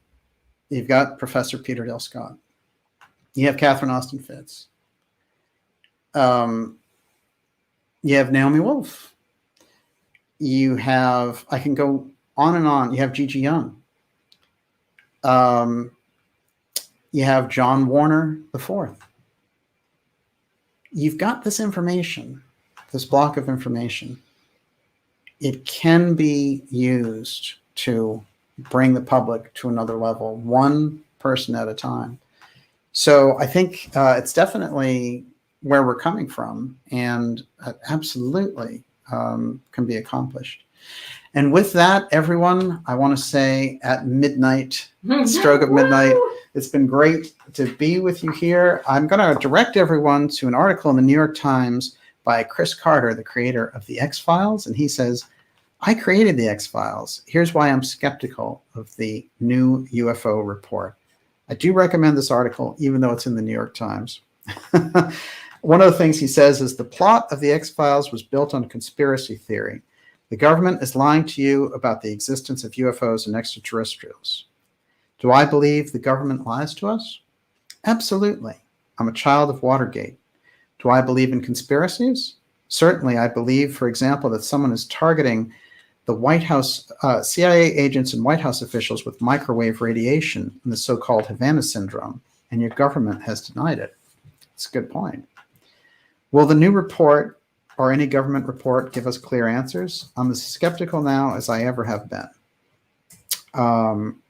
Quite fascinating. And he mentions in here about being at the Secret Space Conference, which I can tell you was quite an event. And what he says about it was, it was focused on a purported underground government program. Attendees believe that this program used, among other things, reverse engineered technology from captured UFOs to weaponize space. By outward appearances, these were respectable and accomplished professionals, including former government officials and lawyers. So it's pretty interesting. But what he says about the UFO report is, I think in all likelihood, this report will come and go, and with it, the mainstream chatter around UFOs until definitive proof is exposed. A planet that can't come together on a global pandemic might not pay much attention, even if wreckage or an alien corpse is discovered. The culture wars alone might eclipse it. So rapidly are we in their grips. Pretty interesting. But what if we had direct contact with the actual alien beings from an exoplanet who traveled light years to seek us out? Who have answers to every question we've ever asked? An excellent point. Just some interesting things to play on there from the creator of the X-Files, which, let's face it, released a lot of crucial information in that period of the 1990s. And with that, I'm going to say a few shout-outs here. Okay, I have lots of super chats to thank. Okay. Robert Schneider, Donald Craig Harris, Eurythmy is Fun, Dorian Hewitt, Sacred Forest, John Thayer, Donnie Darko 727, Mordecai, Charles Marlowe, Granite Mama, Jonathan Kiner, Steve Vaughn, Modern Archive, a cult fan, Chris Beatty, Adam Riddle, Ellen Fox, Hugh Manchu.0, Tricky Vicky, Elizabeth Pont, Britannia Young, Tally G, Stephen, Mark Lane, yes, Mark Lane, Neil Hart, Jeff Fletcher, Blazin' River, Channeling the Heart, Barbara Joyce. Thank you so much for your generosity tonight. Fantastic. Incredible. We really appreciate your support. It allows us to come forward and do these things for you. And I want to say to all our subscribers, thank you. And for people who supported the program, you know who you are, and we really appreciate it. We will be back with you on next Friday, and we have some exciting things coming up for surprises for July that are going to be off the charts. So you want to make sure to become a member of Dark Journalist now. You can go to darkjournalist.com and do that. Also, sign up for our newsletter to make sure that you stay in touch with us. And that's important, you know, because it's going to be really where you hear the information first, although I always hope that YouTube and other places will carry our messages and alerts, etc. I'll do a couple of shout outs here. What do you got? Do you want to remind people that there is a members only episode with Dr. Farrell on the website? We do. We have a very special episode. We just followed up on 2 very popular episodes with Dr. Farrell, and we did one on the Nazi Bell for our members, which I highly recommend. We're going to have more of those coming up as well. Some surprises and some very important guests. Of course, we're going to get Gigi Young back shortly. Gigi, we need you. We need you. And we'll also, of course, Catherine Austin Fitz is coming up. She is coming up. Some very interesting things she has to say and some very important surprises. So make sure you're signed up for our newsletter. And I'm going to do a couple of shout outs there. Marco Zerpa. It's great to see you. Hey, that's great, Gigi. She says, I'll be there. All right. We have so much to go over. I have to catch up. Brenda Fisher, it's great to see you. Chrissy, it's great to see you out there. A cult fan. Michael Golfey, Mary Louise, Ray Carr, Shelby Cobra. Wow, great. I've been getting some really great emails lately, very informative stuff. I really appreciate that as well. I gotta say that. Can you say that name? Is it Twithy Mist? Twithy Mist, I think so. Golden Girl, Hold My Ark. Twilight Mist. Twilight Mist. Yes. It is going fast now. Gypsy Moon. Whew. Fantastic. Fantastic questions tonight in the ideas room. Miss Olivia, a round of applause for yourself. Outrageously great. Way to go. And I'm going to let you have the last word. It's time for chocolate. Preferably in the form of gelato. Chocolate gelato. That is the answer to things, as it turns out. Did you get the pic I sent? Edward, maybe hit me up at info@darkjournalist.com because... Did you notice that we have Russian porn bots back? Yes. It has been months. Isn't that something? But isn't it interesting? They come back on the day they release the UAP report. Yes, that's quite something. Mm-hmm. Amy Thomas, Andy B., Peter Bayoni, Frankie Torres, Kevin Bauman, Sanatorium Radio. Thank you very much, everyone, for being here. It's great to see you out there.